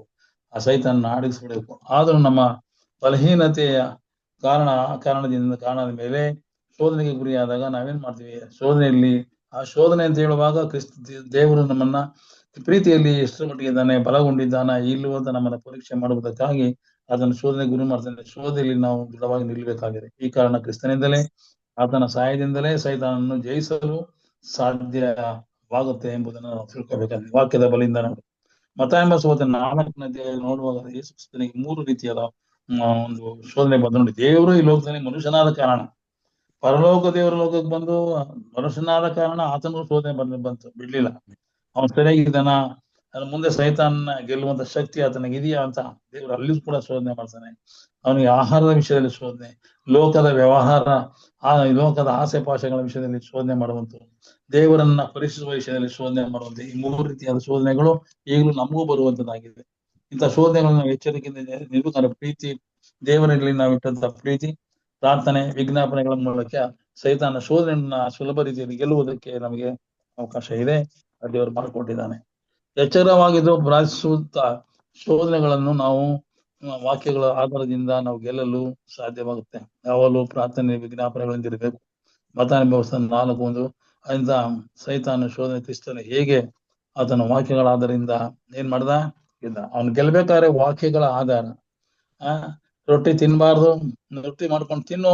ಯಾಕೆ ನೋಡಿ, ಸೈತಾನನು ಎಷ್ಟು ಸಮಯಗಳನ್ನ ಸನ್ನಿವೇಶಗಳನ್ನ ಬಳಸ್ಕೊಳ್ತಾನೆ ಅಂದ್ರೆ ಸ್ವಾಮಿ 40 ದಿನ ಉಪವಾಸ ಇದ್ದು ಅಡವಿಯಲ್ಲಿದ್ದು ದೇವರ ವಾಕ್ಯಗಳನ್ನ ಒಳಗೆ ಅದೇನ್ ಮಾಡೋದು ಗೊತ್ತಿಲ್ಲ. ಅಲ್ಲಿ ದೇವರಿಂದ ಈಚೆ ಬರುವಾಗ ದೇವರನ್ನು ಬಲಪಡಿಸುವಾಗ ಆತನ ಸೈತಾನ್ ಬರ್ತಾನೆ, ಬಂದ್ಬಿಟ್ಟು ತುಂಬಾ ಹಸ್ತಿದೀಯ ಪಾಪ, ನೀನು 40 ದಿವಸ ಊಟನೇ ಮಾಡಿಲ್ವಲ್ಲಪ್ಪ, ಒಂದ್ ಕೆಲಸ ಮಾಡಿ, ಈಗ ನೀನು ಈ ಕಲ್ಲ ತಗೊಂಡ್ ರೊಟ್ಟಿ ಮಾಡು, ದೇವ್ರು ಹೇಳಿ ನಿನ್ ಶಕ್ತಿ ಕೊಟ್ಟಿದ್ನಲ್ಲ, ನೋಡು ತಗೊಂಡ್ ಮಾಡ್ಕೊಂಡು ತಿನ್ನೋದ. ರೊಟ್ಟಿ ತಿಂದ ಮಾತ್ರಕ್ಕೆ ಮನುಷ್ಯನು ಬದುಕೋದಿಲ್ಲಪ್ಪ, ದೇವರಿಂದ ಬರುವಂತ ಪ್ರತಿಯೊಂದೊಂದು ಮಾತುಗಳಿಂದ ಮನುಷ್ಯ ಬದುಕ್ತಾನೆ ಅನ್ನೋದನ್ನ ನಾವು ನೋಡುವಂತನಾಗಿದೆ. ಇವತ್ತು ರಾತ್ರಿ ಚಿಕನ್ ತಿಂದ್ಬಿಟ್ಟು ಒಳ್ಳೆ ಬಿರಿಯಾನಿ ತಿಂದ, ಬೆಳಿಗ್ಗೆ ಸತ್ತೋಗ್ಬಿಟ್ಟಿದ್ದ ಅಂತ ಹೇಳ್ತಾರೆ. ಚೆನ್ನಾಗ್ ಒಳ್ಳೆ ಆಹಾರ ತಿಂದು ಸತ್ತೋಗ್ಬಿಟ್ಟ ಅಂದ್ರೆ ಹೇಳಿದ್ರೆ ಹಾಗಿದ್ರೆ ಬದುಕಿಸ್ತದ? ಒಳ್ಳೊಳ್ಳೆ ಆರೋಗ್ಯ ನಮ್ಗೆ ಕೊಡ್ತದ? ಇಲ್ಲ. ದೇವರೇ ನಮ್ಗೆ ಆರೋಗ್ಯದಾಯಕನು, ದೇವರಿಗೆ ನಮಗೆ ಶಕ್ತಿದಾಯಕನು, ದೇವರೇ ನಮ್ಮ ಜೀವನ ಉಳಿಸುವಾತನು, ದೇವರೇ ನಮಗೆ ಬಲ ಕೊಡುವಾತನು. ಹೀಗಿರುವಾಗ ನಾವು ದೇವರನ್ನೇ ಆತುಕೊಂಡು ಜೀವಿಸ್ಬೇಕು. ಅದಕ್ಕೆ ಇಲ್ಲಿ ರೊಟ್ಟಿ ತಿಂದ ಮಾತ್ರಕ್ಕೆ ಮನುಷ್ಯನ ಬದುಕಲ್ಲ, ದೇವರು ಒಂದೊಂದು ಮಾತಿನಿಂದ ಬದುಕ್ತಾನೆ. ಈ ಜಿಕ್ಕಿಯನಿಗೆ ದೇವರು ಇನ್ನೊಂದು 15 ದಿವಸ ಬದುಕೋಗಪ್ಪ ಅಂತ ಹೇಳಿದ್ರು. ಅದಕ್ಕೆ ಇನ್ನೂ 15 ವರ್ಷ ಅವನಿಗೆ ಆಯುಸ್ಸು ಮುಂದೂಡಲ್ಪಡ್ತು. ಅದೇ ರೀತಿ ನಾವು ದೇವ್ರನ್ನ ಆತ್ಕೊಂಡಾಗ ಖಂಡಿತವಾಗಿಯೂ ದೇವರನ್ನ ನಾವು ನಡೆಸುವಂತನಾಗಿದೆ. ಯೇಸು ಮಾನವನಿಗಾಗಿ ಬಂದ ಕಾರಣ ಆದಮ ಅವರನ್ನು ಹೇಗೆ ಸುಲಭ ರೀತಿ ಶೋಧನೆಗೆ ಗುರಿಪಡಿಸಿ ಸಿಕ್ಕಿಸಿದನು, ಹಾಗೆ ಅದೇ ರೀತಿ ಯೇಸು ಸ್ವಾಮಿಯನ್ನ ಇವನು ಕೂಡ ಮನುಷ್ಯನಾಗಿದ್ದಾನೆ, ಪರಲೋಕದಿಂದ ಬಂದದ್ದು ಗೊತ್ತು ಅವನಿಗೆ ಯಾರು ಅಂತ. ಆದ್ರೂ ಕೂಡ ಮನುಷ್ಯನಾಗಿರೋದ್ರಿಂದ ಸುಲಭವಾಗಿ ಶೋಧನೆಗೆ ಗುರಿ ಆಗ್ತಾನೆ. ಅದಕ್ಕೋಸ್ಕರ ಏನ್ ಮಾಡ್ಬೇಕು, ಇವನ ಶೋಧನೆ ಸುಲಭದ ರೀತಿಯಲ್ಲಿ ನಾವು ಸಿಲುಕಿಸಬಹುದು ಅಂತ ಸೈತಾನನ ಉದ್ದೇಶ. ಅದಕ್ಕಾಗಿ 3 ಶೋಧನೆಗಳನ್ನ ಮಾಡ್ತೀನಿ. ಹಾಗೆ ಮಾಡಿದಾಗ ಸುಲಭವಾಗಿ ಕ್ರಿಸ್ತನನ್ನು ಗೆಲ್ಲಲು ಸಾಧ್ಯವಾಗಿಲ್ಲ. ಆದ್ರೆ ಆದಾಮನನ್ನು ಅವಳನ್ನು ಗೆದ್ದಿರಬಹುದು, ಆದ್ರೆ ಆ ಗೆದ್ದಿಷ್ಟೆಲ್ಲ ಪ್ರಾಬ್ಲಮ್ ಆಗುತ್ತೆ. ಆದ್ರೆ ಯೇಸು ಕ್ರಿಸ್ತನನ್ನು ಒಂದ್ ವೇಳೆ ಆರಿಸಿ ಗೆದ್ದು ಬಿಡಿದ್ರೆ ಭೂಲೋಕ ನಾಶ ಆಗೋದಿತ್ತು, ಸೈತಾನ್ ದರ್ಬಾರೆ ಆಗ್ಬಿಡ್ತಿತ್ತು. ಆದ್ರೆ ಯೇಸು ಕ್ರಿಸ್ತನನ್ನು ಗೆಲ್ಲಲು ಸಾಧ್ಯವಿಲ್ಲ. ಅದಕ್ಕೋಸ್ಕರ ಸಾಧ್ಯ. ಅದು ಸೈತಾನಿಗೆ ಮೊದಲು ಸೋಲು ಎಂದು ನಾವು ತಿಳಿದುಕೊಳ್ಳುತ್ತೇವೆ. ಸೈತಾನ್ ಇಷ್ಟ ಎಲ್ಲನ್ನೂ ಗೆಲ್ಕೊಂಬಂದ, ಆದ್ರೆ ಯೇಸು ಕ್ರಿಸ್ತನ ನಾವು ಗೆಲ್ಲಕ್ ಸಾಧ್ಯವಿಲ್ಲ. ಎರಡನೇದಾಗಿ ಏನಪ್ಪಾ ಅಂದ್ರೆ ಮರಣ. ಈ ಮರಣ ಅನ್ನೋದನ್ನ ಆತನ ಸಂಪೂರ್ಣವಾಗಿ ನಾನು ಮರಣಕ್ಕೆ ಅಧಿಕಾರಿ, ನಾನು ಅಂತ ಅಧಿಪತಿ ಅಂತ ಸೈತಾನ್ ಹೇಳ್ಕೊಂಡು ಎಲ್ಲರನ್ನೂ ಪಾಪದಲ್ಲಿ ಸಿಕ್ಸ್ಕೊಂಡಿದ್ದೆ. ಯಾಕೆ ಸೈತಾನು ಮನುಷ್ಯರ್ ಕಂಡ್ರೆ ಎಷ್ಟು ಕೋಪ, ಯಾಕೆ ಪಾಪದಲ್ಲಿ ಶಿಕ್ಷಕ್ಕೆ ಪ್ರಯತ್ನ ಪಡ್ತಾನೆ ಅಂತ ಹೇಳುವುದಕ್ಕೆ ಬಲವಾದ ಒಂದು ಕಾರಣ ಇದೆ. ಅದೇನಪ್ಪಾ ಅಂದ್ರೆ ಅದೇ ಆದಿಕಾಂಡ 3:15, ಇದೇ ಸ್ತ್ರೀ ಸಂತಾನದಿಂದ ನಿನ್ನ ತಲೆಯನ್ನು ಜಜ್ಜುವೆನು ಅಂದ್ರೆ ನಿನ್ನನ್ನು ಸಾಯಿಸ್ತೇನೆ. ಈ ವಾಕ್ಯವನ್ನು ತುಂಬಾ ಬೇಜಾರಾಗೋಯ್ತು. ಇಲ್ಲ, ನಾನು ಶಾಶ್ವತವಾಗಿ ಭೂಲೋಕದಲ್ಲಿ ಇರಬೇಕು ಅಂತ ಪ್ರಯತ್ನ ದೇವ್ರು ಏನು ಇಂಥ ಒಂದು ಶಾಪನನ್ನು ಕೊಟ್ಟಿದ್ದಾನೆ, ಆಗ್ಲಿ ಕೊಡ್ಲಿ, ಚಾಲೆಂಜ್ ಮಾಡ್ತೀನಿ. ಹೇಗೆಂದ್ರೆ ಜನರನ್ನ ಪಾಪದಲ್ಲೇ ಹಿಡಿದಿಟ್ಕೊಂಡ್ಬಿಡ್ತೀನಿ. ಪಾಪದಲ್ಲಿ ಹಿಡಿದಿಟ್ಕೊಂಡ್ಬಿಟ್ಟಾಗ ಹೆಂಗೇನ ತಲೆ ಜಜ್ಜಕ್ಕಾಗುತ್ತೆ? ಆಗಲ್ವಲ್ಲ. ಈ ದೃಷ್ಟಿಯಿಂದ ಏನ್ ಮಾಡ್ತಾನೆ ಸೈತಾನು, ಸತತವಾಗಿ ಜನರನ್ನ ಪಾಪದಲ್ಲಿ ಸಿಕ್ಕಿಸ್ಕೊಂಡು ಕ್ರಿಸ್ತನಿಗೆ ಎಡೆ ಕೊಡದ ರೀತಿಯಲ್ಲಿ ಅವನು ಎಲ್ಲರನ್ನೂ ಪಾಪದಲ್ಲಿ ಶಿಕ್ಷಿಸಬೇಕು ಅನ್ನೋದೇ ಆತನ ಉದ್ದೇಶ. ಶಿಕ್ಷಕೊಂಡಾಗ ನಾನು ಭೂಲೋಕದಲ್ಲಿ ಉಳ್ಕೋತೀನಿ ಅಂತ ಒಂದು ಯೋಚನೆ. ಅದಕ್ಕೆ ದೇವರು ಕೊಟ್ಟಿರೋ ಒಂದು ಸಮಯ ಇದೆ, ಅಲ್ಲಿ ಅಂತ್ಯ ಆಗ್ತದೆ. ಅಂತ್ಯ ಆಗೋವರೆಗೂ ನಾವು ಈ ಒಂದು ಪರಿಸ್ಥಿತಿಯಲ್ಲಿ ನಾವು ಜೀವಿಸಬೇಕಾಗಿದೆ, ಎಚ್ಚರಿಕೆಯಿಂದ ಇರಬೇಕಾಗಿದೆ ಅಂತ ನಾನು ಕಲಿಯುವಂತಾಗಿದೆ. ಅದೇ ರೀತಿಯಲ್ಲಿ ಕ್ರಿಸ್ತನು ಜಯಶಾಲಿಯಾಗಿ ನನ್ನ ಕೊಂಡಿಯನ್ನು ಬರೆದು ಶಿಲುಬೆ ಮೇಲೆ ಅವನೇನು ಮಾನವರ ಕುಲಕ್ಕೆ ರಕ್ಷಣೆ ತರುವುದಕ್ಕೆ, ನಿತ್ಯ ಜೀವವನ್ನು ಹೊಂದುವುದಕ್ಕೆ ಕಳೆದುಕೊಂಡಿದ್ದಂತ ಜೀವ ನೀವು ಸಾಯ್ತೀರಿ ಅಂತ ಹೇಳಿದ್ರು. ಅದೇ ದೇವ್ರು ಹೇಳಿದ್ರು, ಮತ್ತೆ ಸತ್ತೋಬಾರ್ದು ಇವರು, ಮತ್ತೆ ಅವ್ನು ಹೆಂಗಪ್ಪ ಬದುಕಿಸ್ಬೇಕು ಅಂತ ಹೇಳಿ ಇವ್ರು ಹೆಂಗೆ ಅಂದಾಗ ಮತ್ತೊಂದು ಯೋಜನೆ, ಪುನರುತ್ಥಾನದ ಮೂಲಕ ಇವರೆಲ್ಲರಿಗೂ ರಕ್ಷಣೆ ಹೊಂದಬೇಕು, ಇವರೆಲ್ಲ ರಾಜ್ಯಕ್ಕೆ ಬಾಧ್ಯರಾಗಬೇಕು ಅನ್ನೋ ರೀತಿಯಲ್ಲಿ ದೇವ್ರೇನ್ ಮಾಡ್ತಾನೆ, ಪುನರುತ್ಥಾನದ ಮೂಲಕವಾಗಿ ನಮಗೆಲ್ಲ ರಕ್ಷಣೆ ಕೊಡುವುದಕ್ಕೆ ಆತನ ಮಾಡ್ತಾನೆ. ಮುಂದಾಗಿ ಆತನ ಪುನರುತ್ಥಾನದ ಮೂಲಕವಾಗಿ ನಾವೆಲ್ಲರೂ ಸಹ ರಕ್ಷಣೆ ಹೊಂದಿಕೊಳ್ಳುವ ಮಾರ್ಗವನ್ನು ಆತನ ಕೊಟ್ಟಿದ್ದಾನೆ. ಬೇರೆ ದೇವ್ರ ಹೇಳ್ತಾನೆ, ನೀವು ಪ್ರತಿಯೊಬ್ಬರು ಸಹ ನೀವು ನನ್ನನ್ನು ಕೈಗೊಂಡು ನನ್ನ ಆಜ್ಞೆಗಳನ್ನು ಕೈಗೊಂಡು ನಡೆದಾದ್ರೆ ನಿಮಗೆ ನಿತ್ಯ ಜೀವ ಮತ್ತೆ ನಾನು ಕೊಡ್ತೀನಿ, ಈ ಮರಣದಿಂದ ನಿಮ್ಮ ಪಾರು ಮಾಡ್ತೀನಿ ಅಂತ ನಮಗೆ ದೇವರ ಕೊಟ್ಟಂತ ಒಂದು ವಿಶೇಷವಾದ ಸಂದೇಶವಾಗಿದೆ. ಶಿಲುಬೆ ಮೇಲೆ ಯೇಸು ಕ್ರಿಸ್ತನು ಪಟ್ಟಂತ ಶ್ರಮ ತಾವೆಲ್ಲ ಓದಿದ್ರಿ, ತಮಗೆಲ್ಲ ಗೊತ್ತಿದೆ. ಅವ್ನು ಪಟ್ಟಂತ ಶ್ರಮ ಏನ ಪಾಪಿಗಳಾಗಿ ದೇವರಿಂದ ಬಿಡ ಇರಗಂಟಿದ್ದು ಸತ್ತು ಸಾಯಣ ಎಲ್ಲ ನಾವು ತೀರ್ಮಾನ ತಗೊಂಡು ನಾವು ಜೀವಿಸ್ತಾ ಇದೀವಿ. ದೇವರಿಗೆ ನಾವು ಕೇರೆ ಮಾಡ್ಲಿಲ್ಲ, ಆದ್ರೆ ದೇವರು ತಾನೇ ನಮ್ಮನ್ನ ಪ್ರೀತಿಯಿಂದ ಕರೆದು ನಮಗೆ ಮುಂದಾಗುವಂತ ಒಂದು ಭಯಂಕರವಾದ ಸ್ಥಿತಿಗತಿಗಳಿಂದ ನಮ್ಮನ್ನ ಪಾರು ಮಾಡೋದಕ್ಕೋಸ್ಕರ ತೋರಿದ ಅಪಾರವಾದ ಪ್ರೀತಿ ನಿಜಕ್ಕೂ ನಾವು ಮರೆಯಕ್ಕಾಗಲ್ಲ. ಅದಕ್ಕೋಸ್ಕರ ಅದನ್ನ ತಿರಸ್ಕಾರ ಮಾಡಿದ್ರೆ ಭಯಂಕರವಾದ ಒಂದು ದೇವರ ಆ ಕೋಪಕ್ಕೆ ಗುರಿಯಾಗಿ ನಾಶ ಆಗುವುದಂತೂ ಖಂಡಿತ. ನಮ್ಮ ಆತ್ಮ ನಾಶ ಆಗುವಾಗ ನಮ್ಗೆ ಗೊತ್ತಾಗುತ್ತೆ, ಅಯ್ಯಯ್ಯೋ ನಾನು ಯಾಕಪ್ಪ ಇಷ್ಟೆಲ್ಲಾ ಪಾಪ ಮಾಡಿದೆ ಅಂತ. ಯಾಕೆಂದ್ರೆ ದೇವರು ಆ ದಿನದಲ್ಲಿ ನ್ಯಾಯ ತೀರಿಸುವ ದಿನದಲ್ಲಿ ಮನುಷ್ಯರಾಗುವಂತಹ ಒಂದು ಸ್ಥಿತಿಗತಿಗಳು ನೋಡುವಾಗ ನಿಜಕ್ಕೂ ನಾವು ತುಂಬಾ ನಮ್ಮ ಜೀವನದ ಎಷ್ಟು ಬೆಲೆ ಇದೆ, ಆ ಜೀವನ ಬೆಲೆಗೋಸ್ಕರವಾಗಿದೆ, ಅದನ್ನು ಉಳಿಸ್ಬೇಕು ಅಂತ ದೇವರು ಶಿಲುಬೆ ಮೇಲೆ ಎಷ್ಟರ ಮಟ್ಟಿಗೆ ಹೋರಾಟ ಮಾಡಿ ಸೈತಾನ್ ಜೊತೆ ತನ್ನನ್ನು ಜಜ್ಜಲ್ಪಟ್ಟು ಅವಮಾನ ಬಂದಿ ಉಗಿಸ್ಕೊಂಡು ಹೀಗೆಲ್ಲ ಮಾಡಿ ನಮಗೆ ಪ್ರಾಣ ನಮ್ಮ ಜೀವ ತಂದು ಕೊಡ್ಬೇಕು ಅನ್ನೋದು, ಅವನ ಪ್ರಾಣ ಎಷ್ಟು ಭಯಂಕರವಾಗಿ ಕೊಟ್ಟು ಅನುಗ್ರಹಿಸಿದನ್ನು ನೋಡ್ತೀವಿ. ಯಾಕೆ ಇಷ್ಟೆಲ್ಲ ದೇವ್ರು ಮಾಡ್ದ ಅಂದ್ರೆ ಮಾನವರಾದ ನಮ್ಮನ್ನ ನಾವು ನುಡಿದ ಮಾತಿಗೆ ತಕ್ಕಂತೆ ನಮ್ಮನ್ನು ಉಳಿಸ್ಬೇಕಾಗಿತ್ತು. ಅದಕ್ಕೂ ಪರಲೋಕ ತನ್ನ ಸ್ಥಾನವನ್ನು ತ್ಯಜಿಸಿ ಭೂಲೋಕ ಬಂದು ಸಂಪೂರ್ಣವಾಗಿ ನಮ್ಮ ವಿಷಯದಲ್ಲಿ ಹೋರಾಟ ಮಾಡಿದ್ದಾನೆ. ಹೋರಾಟ ಮಾಡಿ ನಮಗೆ ತ್ಯಜಿಸಿಕೊಂಡಿದ್ದಾನೆ. ಅಂತ ಒಂದು ಪ್ರೀತಿಯ ಗುಣ ದೇವರಿಗೆ ಇರುವಾಗ ಅದನ್ನ ಈ ಕೊಟ್ಟಿರೋ ಸಮಯದಲ್ಲಿ ನಾವು ತಿರಸ್ಕರಿಸಿದ್ರೆ ಖಂಡಿತವಾಗಿ ಭಯಂಕರವಾದ ಶಿಕ್ಷೆ ಗುರಿ ಆಗ್ತೀವಿ. ಅದಕ್ಕಾರ ಪ್ರಿಯರಾದ ಸಹೋದರರೇ, ಪಾಪ ಚಿಕ್ಕದಾಗಿರ್ಲಿ ಅಥವಾ ದೊಡ್ಡದಾಗಿರ್ಲಿ, ಪಾಪ ತಿಳಿಯದೋ ಪಾಪನೇ. ಅದಕ್ಕೆ ನಾವೇನ್ ಮಾಡ್ಬೇಕು? ತಿಳಿದು ಪಾಪ ಮಾಡಿದ್ರು ಶಿಕ್ಷೆ ಇದೆ, ತಿಳಿದೇ ಪಾಪ ಮಾಡಿದ್ರು ಶಿಕ್ಷೆ ಇದೆ ಅಂತ ತಿಳ್ಕೊಂಡು ನಾವು ಬಹಳ ಎಚ್ಚರಿಕೆಯಿಂದ ನಾವು ಆಡುವಂತ ಮಾತುಗಳು ಪ್ರತಿಯೊಂದು ಬರೆಯಲ್ಪಡ್ತಾ ಇದೆ ಪುಸ್ತಕದಲ್ಲಿ. ಅದಕ್ಕೋಸ್ಕರ ಪ್ರತಿಯೊಂದು ಸಹ ದೇವರು ದೃಷ್ಟಿಸಿ ನೋಡ್ತಾ ಇರ್ತಾನೆ. ಹೀಗಿರುವಾಗ ನಮ್ಮ ಹೃದಯಗಳನ್ನ ಓದುವ ದೇವರು ಆತಾನೆ. ಅದು ನಮ್ಗೆ ಅದು ಗೊತ್ತಾಗಲ್ಲ, ನಾವು ಮಾಡಿದ್ ನಮಗೆ ಗೊತ್ತಿರಲ್ಲ. ಹೃದಯ ಅಷ್ಟು ವಂಚಕ. ಇವಾಗ ಒಂದು ಯೋಚನೆ ಮಾಡ್ತೀವಿ, ಆಮೇಲೆ ಇನ್ನೊಂದೇನೋ ಮಾಡಿರ್ತೀವಿ, ಆಮೇಲೆ ಅಯ್ಯೋ ದೇವ್ರೆ ತಪ್ಪಾಯ್ತಪ್ಪ ಅಂದ್ರೆ ಈ ರೀತಿ ಅದನ್ನೆಲ್ಲ ಬಿಟ್ಬಿಟ್ಟು ನಾವೇನ್ ಮಾಡ್ಬೇಕು? ಬಹಳ ಎಚ್ಚರಿಕೆಯಿಂದ ನಮ್ಮ ಜೀವಿತದಲ್ಲಿ ನಾವು ಕಲಿಯೋಣ. ಪರಸ್ಪರ ಪ್ರೀತಿ ಅನ್ನುವಂತೆ ನೆನೆ ನಾವು ಕಲ್ತಂತ ಪಾಠ ನೋಡುವಾಗ ಒಳ್ಳೆ ತ್ರೈಮಾಸಿಕ ಪಾಠ ಬಹಳ ಚೆನ್ನಾಗಿತ್ತು. ದೇವರ ಪ್ರೀತಿ, ನೀತಿ, ಅದನ್ನ ಸತ್ಯ, ಇದೆಲ್ಲ ನಾವು ಅಳವಡಿಸ್ಕೊಂಡು ನಾವು ನಿಜಕ್ಕೂ ದೇವರನ್ನ ನಾವು ಕೊಂಡಾಡುವುದು. ಆತನ ನಿಜವಾದ ಪ್ರೀತಿ ಲೋಕದ ಮೇಲಿದೆ. ಪ್ರೀತಿಯ ಮೇಲೆ ಆಧಾರಗೊಂಡಿರುವಂತಹ ಲೋಕ ಯೇಸು ಕ್ರಿಸ್ತನ ಪ್ರೀತಿ ಸ್ವರೂಪಿ. ಆತನ ಪ್ರೀತಿ ಎಂದಿಗೂ ಬಿದ್ದೋಗೋದಿಲ್ಲ. ಆಗ ನಾವೆಲ್ಲರೂ ಸಹ ಆತನ ಪ್ರೀತಿಯನ್ನು ನೆಲೆಗೊಳ್ಳಬೇಕಾದ್ರೆ ಮೊದಲು ಆತನ ಸನ್ನಿಧಿಯಲ್ಲಿ ನಾವು ಪಾಪಿಗಳಾಗಿ ಕಾಣಿಸಿಕೊಂಡ್ರೆ ವಿರೋಧತೆ ಇದೆ. ಇಲ್ಲ ದೇವರನ್ನ ಆತುಕೊಂಡು ತಮ್ಮ ಪಾಪಗಳನ್ನ ಬಿಟ್ಬಿಟ್ಟು ಅದನ್ನ ರಕ್ತದಿಂದ ಹೊದ್ಕೊಂಡು ಹೊಸವರಾಗಿ ಜೀವಿಸುವ ಮೂಲಕವಾಗಿ ಕ್ರಿಸ್ತನ ಕೃಪೆ ಯಾವಾಗಲೂ ನಮ್ಮ ಜೊತೆ ಇರ್ತದೆ. ಆ ಕೃಪೆಯ ಆಧಾರದ ಮೇಲೆ ಧರ್ಮಶಾಸ್ತ್ರವನ್ನು ಕೈಗೊಂಡು ನಡೆದು ನಾವೇನು ಪರಲೋಕ ರಾಜ್ಯಕ್ಕೆ ಬಾಧ್ಯರಾಗುವಂತ ಮಕ್ಕಳಾಗಿ ದೇವರು ನಮ್ಮನ್ನು ರೂಪಿಸ್ತಾನೆ ಎಂಬುದನ್ನ ನಾವು ಅರ್ಥ ಮಾಡಿಕೊಂಡು ನಾವೆಲ್ಲ ನಂಬಿಕೆಯಿಂದ ಕ್ರಿಸ್ತನ ಮೇಲೆ ಪರವಾದ ನಂಬಿಕೆಯಿಂದ ಜೀವಿಸ್ತಾ ನಾವು ಒಬ್ಬೊಬ್ಬರಿಗೂ ಸಂತೈಸುತ್ತಾ ಪ್ರೀತಿಸ್ತಾ ನಾವು ಕ್ರೈಸ್ತರಿಗೆ ಇರುವಂತದ್ದು ಪ್ರೀತಿ, ಒಬ್ಬರನ್ನು ಪ್ರೀತಿಸುವಂತದ್ದೇ. ಇದರಲ್ಲಿ ಕ್ರೈಸ್ತನ ಒಬ್ಬರನ್ನು ದ್ವೇಷಿಸುವಂತದ್ದು ಸೈತಾನ ಗುಣವಾಗಿದೆ. ಅದನ್ನ ಬಿಟ್ಬಿಟ್ಟು ನಾವೇನ್ ಮಾಡ್ಬೇಕು? ಪರಸ್ಪರ ಪ್ರೀತಿ ಅನ್ನೋದ್ರಿಂದ ಕ್ರಿಸ್ತನ ಸಾರದಲ್ಲಿ ನಾವು ಜೀವಿಸುವಂತೆ ದೇವರು ನಮ್ಮೊಬ್ಬೊಬ್ಬರನ್ನ ಬಲಪಡಿಸಲಿ. ನಾವೆಲ್ಲರೂ ಪರಲೋಕ ರಾಜ್ಯಕ್ಕೆ ಬಾಧ್ಯರಾಗುವ ಮಕ್ಕಳಾಗಿ ಒಂದೇ ಮನಸ್ಸುಳ್ಳವರಾಗಿ ನಾವು ಜೀವಿಸೋಣ. ಕರ್ತನ ನಾಮಕ್ಕೆ ಇಂಥ ಸ್ತೋತ್ರವಾಗಲಿ. ಇಂಥ ಒಂದು ಅವಕಾಶ ಮಾಡಿಕೊಂಡ ಬೋಧಕರಿಗೂ ತಮ್ಮೆಲ್ಲರಿಗೂ ಕರ್ತನ ವಂದನೆ ಸಲ್ಲಿಸುತ್ತಾ ಈ ಒಂದು ಪ್ರಸ್ತಾಪವನ್ನು ಮುಗಿಸುವಂತನಾಗಿದ್ದೇನೆ. ಕರ್ತನ ನಾಮಕ್ಕೆ ಸ್ತೋತ್ರವಾಗಲಿ. ಆಮೇಲೆ ಆಮೇನ್. ಉತ್ತಮವಾದಂತ ಸಂದೇಶಕ್ಕಾಗಿ ಹಿರಿಯರಾದಂತ ವಿಜಯ್ ಕುಮಾರ್ ಸರ್ ಅವರಿಗೆ ವಂದನೆಗಳನ್ನ ಸಲ್ಲಿಸ್ತೇನೆ. ಕರ್ತನು ಅತ್ಯಧಿಕವಾಗಿ ಅವರನ್ನ ಆತ್ಮನ ಬಲದಿಂದ ಅಭಿಷೇಕಿಸಿ ತನ್ನ ಸೇವೆಯಲ್ಲಿ ಉಪಯೋಗಿಸಿಕೊಳ್ಳಲಿ ಎಂಬುದಾಗಿ ಪ್ರಾರ್ಥಿಸುತ್ತಾ ಈ ದಿನದ ಮುಕ್ತಾಯದ ಪ್ರಾರ್ಥನೆಗೆ ಹೋಗೋಣ. ಬೋಧಕರಾದಂತ ಅಮಿತ್ ರಾವ್ ಅವರೇ ಈ ಸಮಯದಲ್ಲಿ ತಿಳಿಸಬೇಕೆಂಬುದಾಗಿ ಕೇಳ್ಕೊಳ್ತೇನೆ.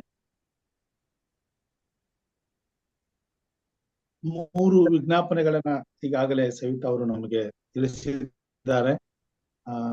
ಹಿರಿಯರಾದಂತ ಇವರು ಯಾರಂದ್ರಿ ನಮ್ಮ ಪಾಸ್ಟರ್ ಇಲ್ಲೆಲ್ಲ ಸುಮಾರು ಪ್ರೇ ರಿಕ್ವೆಸ್ಟ್ ಗಳು ಇದೆ. ಪಾಸ್ಟರ್ 18 ಪ್ರೇ ರಿಕ್ವೆಸ್ಟ್ ಕೊಟ್ಟಿದ್ದಾರೆ, ಅದಕ್ಕೋಸ್ಕರ ಪ್ರೇ ಮಾಡ್ಬೇಕಾ? ಅದಕ್ಕೋಸ್ಕರ ಪ್ರೇಯರ್ ಮಾಡ್ರಿ. ಸೊ ಅದೇ ಹಾಕಿದಾರಲ್ಲ, ಅವ್ರು ಮೂರ್ ಜನರನ್ನ ಸೇರಿಸ್ಕೊಡ್ರಿ. D Samuel, Rahul, Johnson Henry, Rajkumar Haveri, Rekha, John David, KP Ravi Bellary family, Ballari church, Padmini ಅಮ್ಗೋಲು, ಸೆಂಟ್ ಸ್ಟೂಡೆಂಟ್ ಮಕ್ಕಳದು, ಮತ್ತೆ ದಾನಿಯಲ್ ಫೆಲ್ತ್, ಇದಕ್ಕೋಸ್ಕರ ಪ್ರೇ ಮಾಡಬೇಕು ಪಾಸ್ಟರ್. ಓಕೆ. ಹಾಗೆ ಇನ್ನೊಂದು ವಿಷಯವನ್ನ ಗಮನಕ್ಕೆ ತರ್ತೇನೆ. ನಿನ್ನೆ ನಾನು ಡಿವಿಷನ್ ಕಚೇರಿಗೆ ಹೋಗಿದ್ದೆ. ನಮ್ಮ ಮೈಸೂರು ಕೂಟದ ನಿಮಿತ್ತವಾಗಿ ಅವ್ರನ್ನ ಆಹ್ವಾನಿಸ್ಲಿಕ್ಕೆ ಹೋಗಿದ್ದೆ. ಅದರಲ್ಲಿ 3 ಜನ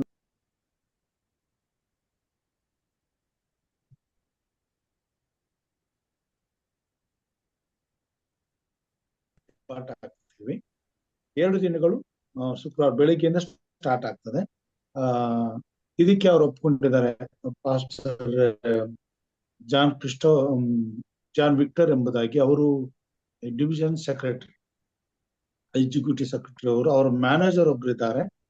ಆಮೇಲೆ ಶಶಿಕಾಂತ್ ಸಿಂಗೆ, ಇವರು ಬಂದ್ಬಿಟ್ಟು ಸಬ್ ಸ್ಕೂಲ್ ಲೆಸನ್ ಶ್ರೀಕಾಂತ್ ಇದ್ರದ್ದು department director division. Srikanth Shinde, okay, Srikanth Shinde ಅವರು ಒಪ್ಕೊಂಡಿದ್ದಾರೆ. ಸೊ ಈ 3 ಜನರು ನಮ್ಮ ಜೊತೆಗೆ ಹಾಜರಿರ್ತಾರೆ. ಜೊತೆಗೆ ಪಾಸ್ಟರ್ ಸಾಲಮನ್ ಅವರು ಇರ್ತಾರೆ, ಪಾಸ್ಟರ್ ರಾಜದಾಸ್ ಅವರು ಇರ್ತಾರೆ, ಪಾಸ್ಟರ್ ಪ್ರಸನ್ನ ಕುಮಾರ್ ಇರ್ತಾರೆ, ಇನ್ನು ಅನೇಕ ಬೋಧಕರುಗಳು ನಮ್ಮ ಜೊತೆಲಿ ಸೇರ್ಕೊಳ್ತಾರೆ. ಸೊ ಈ ಕೂಟಗಳು ಅತ್ಯುತ್ತಮವಾಗಿ ದೇವರು ನಡೆಸಿಕೊಡುವಂತೆ ಮುಂದಿನ ವ್ಯವಸ್ಥೆಗಳನ್ನ ನಾವು ಮಾಡಿಕೊಳ್ಳೋಣ, ಪ್ರಾರ್ಥನೆ ಮಾಡೋಣ. ಅದಕ್ಕಾಗಿ ತಾವೆಲ್ಲರೂ ವಿಶೇಷವಾಗಿ ಪ್ರಾರ್ಥನೆ ಮಾಡ್ಬೇಕಂತಾಗಿ. Pastor, one more request. Bhimanna ಅವ್ರು ತೀರ್ಕೊಂಡಿದ್ದಾರೆ ಬೀದರಲ್ಲಿ, ಆಕ್ಸಿಲರಿ ಸ್ಟಾಫ್ ಆಗಿ ಕೆಲಸ ಮಾಡಿದ್ರು. ನಿನ್ನೆ ತೀರ್ಕೊಂಡ್ರು. ಇವತ್ತು ಬೆನ್ರಲ್ ಇದೆ ಉಗ್ರಾಣದಲ್ಲಿ. ಭೀಮಣ್ಣ ಹೊಕ್ರಾಣಿ ಅವರು ನಮ್ಮ ಬೀದರ್ ಶಾಲೆಯಲ್ಲಿ ಬಹಳ ದಿವಸ ಸೇವಕರಾಗಿ ಕೆಲಸ ಮಾಡಿ ಇವಾಗ ಅವರು ಹೊಸನಿಗಿದ್ದಾರೆ. ಅವ್ರಿಗೋಸ್ಕರ ಪ್ರಾರ್ಥನೆ ಮಾಡ್ಬೇಕಿತ್ತು. ಇನ್ನೊಂದು ಪ್ರೇಯರ್ ರಿಕ್ವೆಸ್ಟ್ ಇದೆ. ಮಿಸ್ಟರ್ ತ್ಯಾಗರಾಜ್ ಡೇವಿಡ್ ಅವರು ಸ್ಟ್ರೋಕ್ ಆಗಿದೆ, ಹಾಕಿದ್ರಲ್ಲ? ಹಾಕಿದ್ದೀನಿ. ಫಸ್ಟ್ ರವಿ ತಲವಾರ್ ಅವ್ರಿಗೆ ಪ್ರೇಯರ್ ಮಾಡಿ. Is recovering, has been discharge. Open heart surgery ಆಗಿದೆ ಅಂತ. Okay sir. ಸೊ ಎಲ್ಲಾ ಪ್ರಾರ್ಥನೆ ವಿಜ್ಞಾಪನೆ ಎನಿಸಿಕೊಂಡು ನಾವು ಈ ಸಂದರ್ಭದಲ್ಲಿ ಪ್ರಾರ್ಥಿಸೋಣ. ಸರ್ವವನ್ನು ಸೃಷ್ಟಿಸಿ ಸರ್ವವನ್ನು ಪರಿಪಾಲಿಸುವಂತ ಸರ್ವಶಕ್ತನಾಗಿರುವ ನಮ್ಮ ತಂದೆಯಾದ ದೇವರೇ, ಈ ಮುಂಜಾನೆಯ ವೇಳೆಯಲ್ಲಿ ಸ್ವಾಮಿ ಮತ್ತೊಂದು ಸಾರಿ ಎಚ್ಚರವಾಗಿದ್ದು ಪ್ರಾರ್ಥಿಸ್ರಿ ಎಂಬ ಈ ಒಂದು ಅನುದಿನ ಕಾರ್ಯಕ್ರಮದಲ್ಲಿ ನಿನ್ನ ಪ್ರೀತಿಯ ಮುದ್ದು ಮಕ್ಕಳಾಗಿರುವಂತ ನಾವು ಒಟ್ಟಾಗಿ ಕೂಡಿ ಬರಲಿಕ್ಕಾಗುವಂತೆಯೋ ನಿನ್ನ ವಾಕ್ಯವನ್ನು ಕೇಳಲಿಕ್ಕಾಗುವಂತೆಯೋ ಒಳ್ಳೆ ಸಮಯ ಕೊಟ್ಟಿದ್ದಕ್ಕಾಗಿ ಸ್ತೋತ್ರಪ್ಪ. ತಂದೆಯಾದ ದೇವರೇ, ಇಂಥ ಒಳ್ಳೆ ಸಮಯವನ್ನು ಕಾಣದೆ ಎಷ್ಟೆಷ್ಟೋ ಜನರು ಇಹಲೋಕದ ಯಾತ್ರೆ ಮುಗಿಸಿದ್ದಾರೆ ಕರ್ತನೆ. ಎಷ್ಟೋ ಜನರು ಸಮಸ್ಯೆಗೆ ಒಳಗಾಗಿದ್ದಾರೆ. ಎಷ್ಟೋ ಜನ ಆಸ್ಪತ್ರೆಯಲ್ಲಿ ಬಿದ್ದು ಜೀವನ್ ಮರಣ ನಡುವೆ ಹೋರಾಡ್ತಾ ಇದ್ದಾರಪ್ಪ. ಆದರೆ ಅಲ್ಪ ಮಾನವರಾದ ನಮ್ಮನ್ನು, ಬಲಹೀನರಾದ ನಮ್ಮನ್ನು ಕರ್ತನೆ ನೀನು ಎಷ್ಟೋ ಪ್ರೀತಿ ಮಾಡಿ ಇನ್ನು ನಮ್ಮನ್ನು ಜೀವಿತರ ಸಂಖ್ಯೆಯಲ್ಲಿ ಉಳಿಸಿ ನಮ್ಮನ್ನು ಕಾಪಾಡ್ಕೊಂಡ್ ಬರ್ತಿದ್ದಕ್ಕಾಗಿ ಸ್ತೋತ್ರ ರಾಜ್ಯ. ದೇವರೇ, ಎಷ್ಟು ನಮ್ಮನ್ನು ಪ್ರೀತಿ ಮಾಡ್ತಿದೀಯ ನೀನು, ಎಷ್ಟು ನಮ್ಮನ್ನು ನೋಡ್ತಾ ಇದೀಯ, ಎಷ್ಟು ನಮ್ಮನ್ನು ಕಣೆ ತೋರಿಸ್ತಾ ಇದೆಯಪ್ಪ ಸ್ವಾಮಿ. ಒಂದು ಕ್ಷಣವೂ ನಮ್ಮನ್ನು ಮರಿತಾ ಇಲ್ಲ, ಒಂದು ಕ್ಷಣವೂ ನಮ್ಮನ್ನು ತೊರಿತಾ ಇಲ್ಲಪ್ಪ ಸ್ವಾಮಿ. ಆ ನಿನ್ನ ಕೋಮಲವಾದ ಅತಿಶಯವಾದ ಪ್ರೀತಿಗೆ ನಾವೆಷ್ಟು ಕೋಟಿ ಕೋಟಿ ಸ್ತೋತ್ರ ಹೇಳಿದರು ಸಾಲದು ರಕ್ಷಕನೇ. ಅಷ್ಟು ನೀನು ನಮ್ಮನ್ನು ಆಶೀರ್ವಾದ ಮಾಡ್ಕೊಂಡ್ ಬರ್ತಿದ್ದಕ್ಕಾಗಿ ಸ್ತೋತ್ರ ಕರ್ತನೆ. ಬಂದಂತ ವಾಕ್ಯಗಳಿಗಾಗಿ ಸ್ತೋತ್ರ ಸ್ವಾಮಿ. ಹೌದು ಕರ್ತನೆ, ಅಂದು ಆದಾಮನು ಹವ್ವಳ ಮಾತನ್ನು ಕೇಳಿ ಸ್ವಾಮಿ ತಪ್ಪು ಮಾಡಿದ ಪ್ರಯುಕ್ತವಾಗಿ ಇಡೀ ಲೋಕಕ್ಕೆ ಶಾಪ ಬಂತು ಎಂಬುದಾಗಿ ನಾವು ಕಲ್ತಿದ್ದೇವೆ ರಕ್ಷಕನೇ. ಇಂದು ಅದೇ ರೀತಿಯಾಗಿ ಆತನ ಹಾಗೆ ಹವ್ವಳ ಹಾಗೆ ನಾವು ಅವಿಧರಾಗದ ಹಾಗೆ ನಾವು ಪರಿಶುದ್ಧರಾಗಿ ಜೀವಿಸ್ಲಿಕ್ಕಾಗುವಂತೆ ನಿಂತನೆ ಸಹಾಯ ಮಾಡು. ವಾಕ್ಯ ನೀಡಿದಂತ ಹಿರಿಯರಾಗಿರುವಂತಹ ವಿಜಯಕುಮಾರ್ ಸರಿಗೋಸ್ಕರ ಪ್ರಾರ್ಥಿಸ್ತೇನೆ. ಅವರನ್ನ ಆಶೀರ್ವಾದ ಮಾಡು, ಅವರ ಸೇವೆಯನ್ನು ಕಾಣಿಸು, ಅವರ ಕೆಲಸ ಕಾರ್ಯಗಳನ್ನ ಆಶೀರ್ವಾದ ಮಾಡು, ನಿನ್ನ ಕೃಪೆಯಲ್ಲಿ ನಡೆಸಿ ಎಂಬುದಾಗಿ ನಿಮ್ಮನ್ನು ಪ್ರಾರ್ಥಿಸ್ತಾ ಇದ್ದೇವೆ. ವಿಶೇಷವಾಗಿ ನಮ್ಮ ಮಧ್ಯದಲ್ಲಿ ಅನೇಕ ಪ್ರಾರ್ಥನೆ ವಿಜ್ಞಾಪನೆಗಳಿದೆ ಕರ್ತನೆ. ಎಲ್ಲಾ ಪ್ರಾರ್ಥನೆ ವಿಜ್ಞಾಪನೆಗಳು ನಿಂತನೆ ಕೇಳಿ ಅದಕ್ಕೆ ಸದುತ್ತರವನ್ನು ದಯಪಾಲಿಸಿ ಕೊಡಬೇಕಾಗಿ ಬೇಡಿಕೊಳ್ಳುತ್ತೇನೆ. ಭೀಮಣ್ಣ ಅವರಿಗೋಸ್ಕರ ಅವ್ರ ಕುಟುಂಬಕ್ಕಾಗಿ ಪ್ರಾರ್ಥನೆ ಮಾಡ್ತಿದ್ದೇನಪ್ಪ. ನಮ್ಮ ಶಾಲೆಯಲ್ಲಿ ಬಹಳಷ್ಟು ದಿನಗಳ ಕಾಲ ಸ್ವಾಮಿ ಆಕ್ಸಿಲರಿ ಸ್ಟಾಫ್ ಆಗಿ ಅವ್ರ ಸೇವೆ ಸಲ್ಲಿಸಿದರು. ನಿನ್ನೆಷ್ಟೇ ಈ ಹಲೋಕದ ಯಾತ್ರೆ ಮುಗಿಸಿದ್ದಾರೆ ಎಂಬುದಾಗಿ ನಾವು ಕೇಳಿದ್ದೇವೆ ಕರ್ತನೆ. ಅವ್ರು ಬಿಟ್ಟು ಹೋಗಿರ್ತಕ್ಕಂಥವ್ರೆಲ್ಲ ಮುದ್ದು ಮಕ್ಕಳಿಗೋಸ್ಕರ ಸ್ವಾಮಿ ನಾನು ಬೀಳುವಂತವನಾಗಿದ್ದೇನೆ. ಅವ್ರ ಕಣ್ಣೀರು ಒರೆಸು, ಅವ್ರ ದುಃಖ ಹೋಗಲಾಡಿಸು, ಅವರಿಗೆ ಶಾಂತಿ ಸಮಾಧಾನ ಬಲವನ್ನು ಕೊಟ್ಟು ಕಾಪಾಡಬೇಕಾಗಿ ನಿನ್ನಲ್ಲಿ ಪ್ರಾರ್ಥಿಸ್ತಾ ಇದ್ದೇವೆ. ಹಿರಿಯರಾಗಿರುವಂತಹ ತ್ಯಾಗರಾಜ್ ಡೇವಿಡ್ ಸರಿಗೋಸ್ಕರ ಪ್ರಾರ್ಥನೆ ಮಾಡ್ತೇನೆ. ಏಬಲ್ ಪ್ರಕಾಶ್ ಸರಿಗೋಸ್ಕರ ಪ್ರಾರ್ಥನೆ ಮಾಡ್ತೀನಪ್ಪ ಸ್ವಾಮಿ. ಕರ್ತನೆ, ನಿನ್ನ ಕೃಪೆಯಿಂದ ಅವರನ್ನು ಮುಚ್ಚು ಸ್ವಾಮಿ. ದೇವ್ರ ಒಬ್ಬರಿಗೆ ಸ್ಟ್ರೋಕ್ ಆಗಿದೆ ಕರ್ತನೆ, ಒಬ್ಬರಿಗೆ ಹಾರ್ಟ್ ಪ್ರಾಬ್ಲಮ್ ಆಗಿದೆ ಕರ್ತನೆ. ದೇವ್ರ ಅವರ ಸಮಸ್ಯೆಗಳು ಬಲ್ಲಂತ ದೇವರು ನೀನು ಇಬ್ಬರನ್ನು ಸ್ಪರ್ಶಿಸಿ ಗುಣಪಡಿಸು. ನಿಮ್ಮ ಸಾಕ್ಷಿಗಾಗಿ ಅವರನ್ನು ನಿನ್ನ ಕಾಪಾಡಬೇಕಾಗಿ ನಿನ್ನಲ್ಲಿ ಪ್ರಾರ್ಥಿಸ್ತಾ ಇದ್ದೇನೆ ಕರ್ತ. ನೀನು ಬಹಳ ಒಳ್ಳೆಯವನು ಸ್ವಾಮಿ, ದಯ ತೋರಿಸುವಂತ ಕರ್ತ ನೀನಾಗಿದೆ, ಅದಕ್ಕಾಗಿ ಸ್ತೋತ್ರ. ಹಾಗೂ ಹಿರಿಯರಂತ ಡಿ ಸ್ವಾಮಿಲ್ ಅವರು ಕ್ಯಾನ್ಸರ್ ಕಾಯಿಲೆಯಿಂದ ನರಳುತ್ತಾ ಇದ್ರಪ್ಪ ಸ್ವಾಮಿ, ಅವರನ್ನು ಆಶೀರ್ವಾದ ಮಾಡು ಕರ್ತನೆ, ಅವ್ರಿಗೆ ಬಿಡುಗಡೆ ಕೊಡು, ನಿನ್ನ ಕೃಪೆಯಿಂದ ನಡೆಸುವುದಾಗಿ ನಿಮ್ಮನ್ನು ಪ್ರಾರ್ಥಿಸ್ತಾ ಇದ್ದೇವೆ.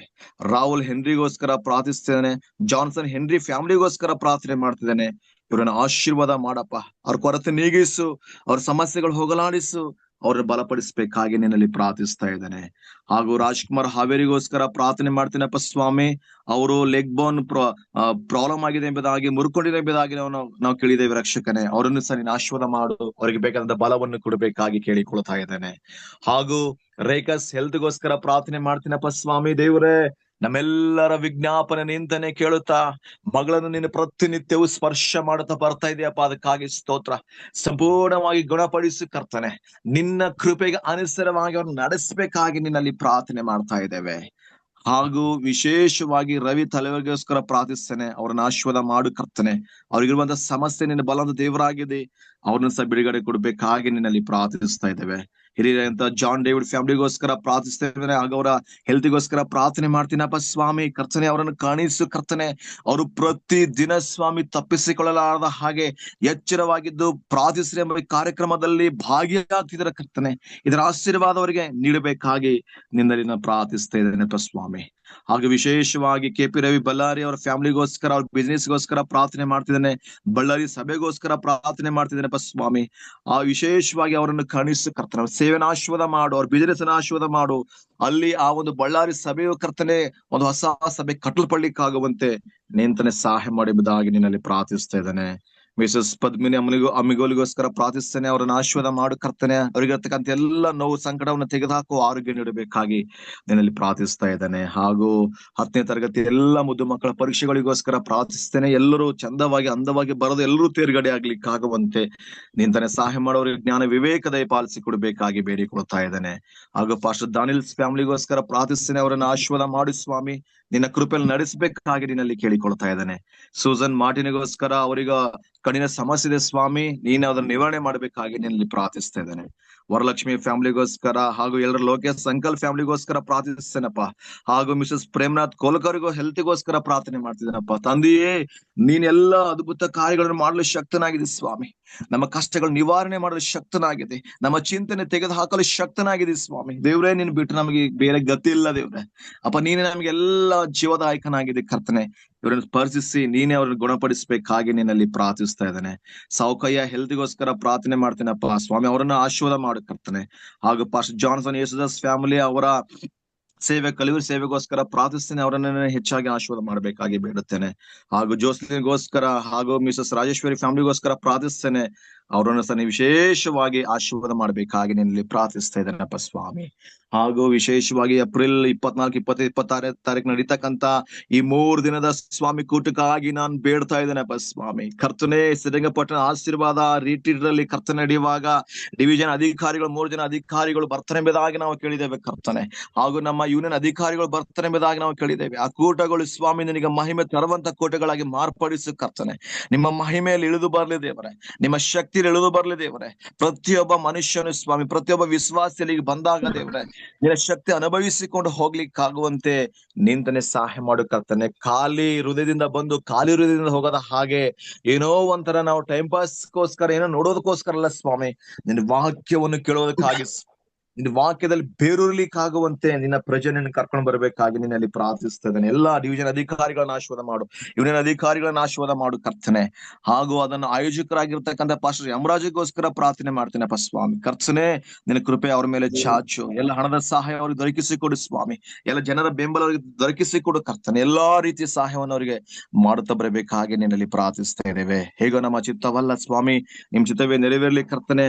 ಅಪ್ಪ, ಈ ಒಂದು ಝೂಮ್ ಮಾಧ್ಯಮದಲ್ಲಿ ಕೂಡಿ ಬಂದಿರತಕ್ಕಂಥ 21 ಫ್ಯಾಮಿಲಿಗೋಸ್ಕರ ಪ್ರಾರ್ಥನೆ ಮಾಡ್ತಿದ್ದೇನಪ್ಪ. 21 ಫ್ಯಾಮಿಲಿಗಳನ್ನ ಆಶೀರ್ವಾದ ಮಾಡು ಕರ್ತನೆ. ಅವರೆಲ್ಲ ಕೊರತೆಗಳನ್ನ ನೀಗಿಸು ಸ್ವಾಮಿ, ಸಮಸ್ಯೆಗಳು ಹೋಗಲಾಡಿಸಿ ಕರ್ತನೆ. ದೇವರೇ, ಅವ್ರ ಕೆಲಸಕ್ಕೆ ಹೋಗುವಾಗ ಬರುವಾಗ ಶುಭ ಉಂಟು ಮಾಡು ಕರ್ತನೆ. ಅವ್ರ ಕೈ ಹಾಕುವ ಕೆಲಸವೆಲ್ಲ ಸಫಲಪಡಿಸು, ಅವ್ರು ಹೋಗೋಣ ಬರಣವೆಲ್ಲ ನೀನು ಆಶೀರ್ವಾದ ಮಾಡ್ಬೇಕಾಗಿ ನಿನ್ನಲ್ಲಿ ಪ್ರಾರ್ಥಿಸ್ತಿದ್ದೇವಪ್ಪ ಕರ್ತನೆ. ಬೇಡಿದಂತೆಲ್ಲ ಪ್ರಾರ್ಥನೆಗೆ ನೀನು ಸದುತ್ತರ ಕೊಡಪ್ಪ ರಾಜ್ಯ, ನಿನ್ನ ಸದುತ್ತರ ಕೊಡು ಕರ್ತನೆ. ನಿನ್ನ ಸದುತ್ತರವನ್ನು ಕೊಡದಿದ್ದರೆ ಕರ್ತನೆ ನಾವು ಸಾಯ್ಬೇಕಾಗ್ತದಪ್ಪ ದೇವ್ರೆ. ನೀನೇ ನಮಗೆ ಆಶೀರ್ವಾದ ಮಾಡಬೇಕಾಗಿ ಬೇಡ್ತಾ ಇದ್ದೇವೆ. ಹೇಗೋ ನಮ್ಮ ಚಿತ್ತವಲ್ಲ ಸ್ವಾಮಿ, ನಿಮ್ ಚಿತ್ತವೇ ನೆರವೇರ್ಲಿ ಕರ್ತನೆ. ನಮ್ಮ ಕೂಗನ್ನು ಕೇಳಿದಕ್ಕಾಗಿ ಸ್ತೋತ್ರ. ಈ ಮುಂಜಾನೆ ವೇಳೆ ಆಶೀರ್ವಾದ ನೀಡಿದಕ್ಕಾಗಿ ಸ್ತೋತ್ರ. ಘನ ಮಾನ ಮಹಿಮೆ ಆರಾಧನೆ ಕೊಂಡಾಟ ನಿನ್ನೊಬ್ಬನಿಗೆ ಸಲ್ಲಿಸ್ತೇವೆ ಕರ್ತನೆ. ಪ್ರಾರ್ಥನೆ ಕೇಳಿದಕ್ಕಾಗಿ ಸ್ತೋತ್ರ. ಯೇಸು ಕ್ರಿಸ್ತನ ಅತಿ ಪರಿಶುದ್ಧವಾದಂತ ನಾಮದಲ್ಲಿ ದೀನನಾಗಿ ಪ್ರಾರ್ಥಿಸಿ ಬೇಡಿ ಹೊಂದಿಕೊಳ್ಳುತ್ತೇವೆ ನಮ್ಮ ತಂದೆಯೇ. ಆಮೆನ್. ಪರಲೋಕದ ಪ್ರಾರ್ಥನೆ ಮಾಡ್ಕೊಳ್ಳೋಣ. ಅಂತ್ಯಾಸ್ತ್ರವಾದವನ್ನ ಸಾಲಮನ್ ರವರು ಕೊಡ್ಬೇಕೆಂಬುದಾಗಿ ಕೇಳ್ಕೊಳ್ತೀನಿ. ಪರಲೋಕದಲ್ಲಿರುವ ನಮ್ಮ ತಂದೆಯೇ, ನಿನ್ನ ನಾಮವು ಪರಿಶುದ್ಧವೆಂದು ಎಣಿಸಲ್ಪಡಲಿ. ನಿನ್ನ ರಾಜ್ಯವು ಬರಲಿ. ನಿನ್ನ ಚಿತ್ತವು ಪರಲೋಕದಲ್ಲಿ ನೆರವೇರುವ ಪ್ರಕಾರ ಭೂಲೋಕದಲ್ಲಿ ನೆರವೇರಲಿ. ನಮ್ಮ ಅನುದಿನದ ಆಹಾರವನ್ನು ಇವತ್ತು ನಮಗೆ ದಯಪಾಲಿಸಿಕೊಡು.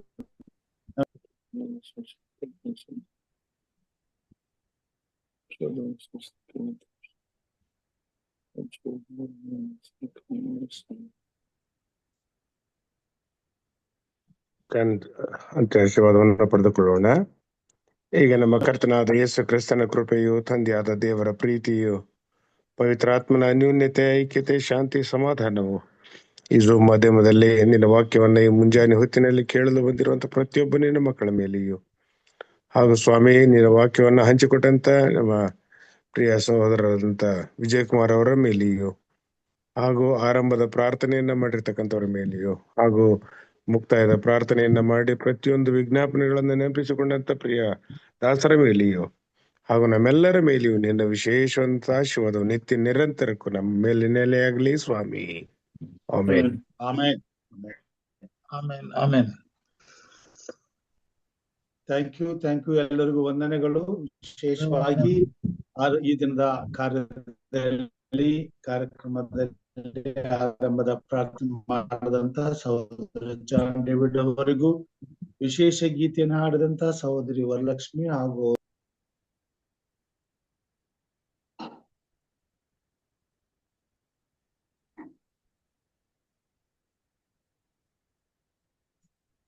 ಸಲ್ಲಿಸ್ತೇನೆ.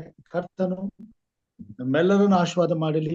ಹೀಗೆ ದಿನನಿತ್ಯವೂ ತನ್ನ ಬತ್ತಳಿಕೆಯಿಂದ ನಮ್ಮನ್ನು ತುಂಬಿಸಿ ಅಭಿವೃದ್ಧಿ ಪಡಿಸಿ ತನ್ನ ಮಹಿಮೆಗೋಸ್ಕರ ಉಪಯೋಗಿಸಿಕೊಳ್ಳಲಿ ಎಂಬುದಾಗಿ ಪ್ರಾರ್ಥಿಸುತ್ತಾ ಈ ಎಲ್ಲಾ ಪ್ರಾರ್ಥನೆ ಮನವಿಗಳನ್ನ ನಮ್ಮ ಅನುದಿನದ ಪ್ರಾರ್ಥನೆಯಲ್ಲಿ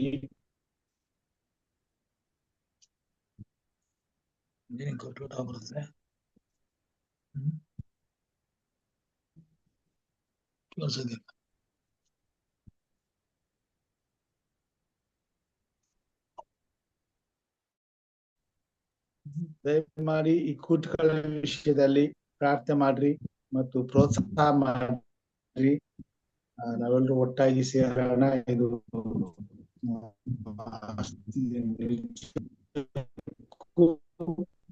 ಒಂದು ಅದ್ಭುತವಾಗಿ ಆಶೀರ್ವಾದದಾಯಕವಾಗಿ ದೇವರು ನಮ್ಮನ್ನು ನಡೆಸ್ತಾನೆ ಮತ್ತು ಉಪಯೋಗಿಸ್ತಾನೆ.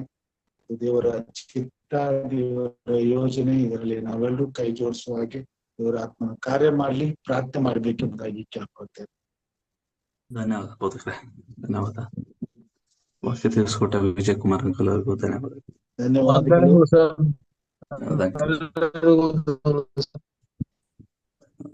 ಬಂದ ಎಲ್ಲರಿಗೂ, ಪ್ರಾರ್ಥನೆ ಮಾಡಿದ ಅಮಿತ್ ಅವ್ರಿಗೂ ಧನ್ಯವಾದ.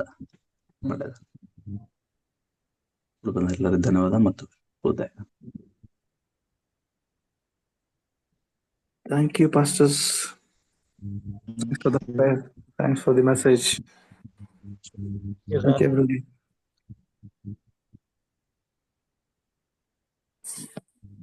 ಮತ್ತೊಂದು ವಿಜ್ಞಾಪನೆ, ಯಾರು ಈ ಕೂಟಗಳಲ್ಲಿ ಭಾಗವಹಿಸಿ ಅಷ್ಟೇ ಸರಿ ವಾಯ್ಸ್ ಬರ್ತಾ ಇಲ್ಲ ನಿಮ್ದು. ಮನಸಾರೆ ಇಚ್ಛಿಸ್ತಿಲ್ಲ ಅವರೆಲ್ಲರೂ ಸ್ವಲ್ಪ ಮುಂಚಿತವಾಗಿ ತಮ್ಮ ಹೆಸರುಗಳನ್ನ ಕೊಟ್ಟರೆ ತುಂಬಾ ಒಳ್ಳೆಯದಾಗುತ್ತೆ. ಯಾರ್ಯಾರು ಈ ಕೂಟಗಳಲ್ಲಿ ಭಾಗವಹಿಸಲು ಇಷ್ಟಪಡ್ತಾರೆ ಎಲ್ಲರೂ ಕೂಡ ಅಷ್ಟೇ ನಿಮ್ದು ವಾಯ್ಸ್ ಕಟ್ ಆಗ್ತಿದೆ. ತಮ್ಮ ವಾಯ್ಸ್ ಬೇಕಾಗ್ತದೆ ಪಾಸ್ಟರ್. ಇದು ಎಷ್ಟು ಜನರು ತಮ್ಮ ಕುಟುಂಬದಿಂದ ಬರ್ತೀರಾ ಎಂಬುದನ್ನ ನಮ್ಗೆ ನಿಖರವಾಗಿ ತಿಳಿಸ್ಬಿಟ್ರೆ ಆದಷ್ಟು ಬೇಗನೆ ನಾವು ಅಲ್ಲಿ ಆದಷ್ಟು ಬೇಗನೆ ತಾವುಗಳು ನಿರ್ಧಾರ ತೆಗೆದುಕೊಂಡು ನಮಗೆ ತಿಳಿಸ್ಬೇಕೆಂದು ಕೇಳ್ಕೊಳ್ತೇನೆ. ಏಪ್ರಿಲ್ ತಿಂಗಳು 25, 26 2 ದಿವಸ. ಹೌದಾ? ಓಕೆ, ಮತ್ತೆ ಸಾಯಂಕಾಲ ನಾನು ಅದನ್ನ ತಿಳಿಸ್ತೇನೆ.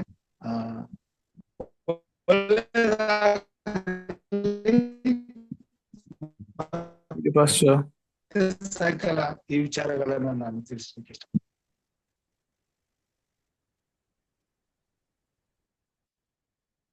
ಮುಕ್ತಾಯ ಮಾಡೋಣ. Thank you sir. ಪ್ರೋಸೆಸ್ ಅಲ್ಲಿ ನಡೀತಾ ಇದೆ ನಮ್ಮ ಮೀಟಿಂಗು. ದೇವ್ರು ಒಳ್ಳೇದು ಮಾಡ್ಲಿ, ಪ್ರಾರ್ಥನೆ ಮಾಡಿದ್ರ ಸಲುವಾಗಿ. ಯಾಕಂದ್ರೆ ಇದು ಒಳ್ಳೆಯ ಕಾರ್ಯಕ್ರಮ, ದೊಡ್ಡ ವ್ಯಕ್ತಿಗಳು ಬರೋದ್ರಿಂದ ಅದೆಲ್ಲ ಸಿಸ್ಟಮೆಟಿಕ್ ಆಗಿ ಮಾಡುವಂತ ನಾವು ನೋಡ್ಕೊಳ್ಳೋಣ. ದೇವ್ರು ಒಳ್ಳೇದ್ ಮಾಡ್ಲಿ ಎಂಬುದಾಗಿ ಪ್ರಾರ್ಥನೆ pastor. So one division time table set ಆದ್ಮೇಲೆ ಅವರು ನಾವು ಅದು ಮತ್ತೆ ಒಳ್ಳೆ ರೀತಿಯಲ್ಲಿ ಪ್ರಿಪರೇಷನ್ ಆಗ್ಬೇಕು, ಅಷ್ಟೇನಿಲ್ಲ. Okay sir. Okay. Thank you.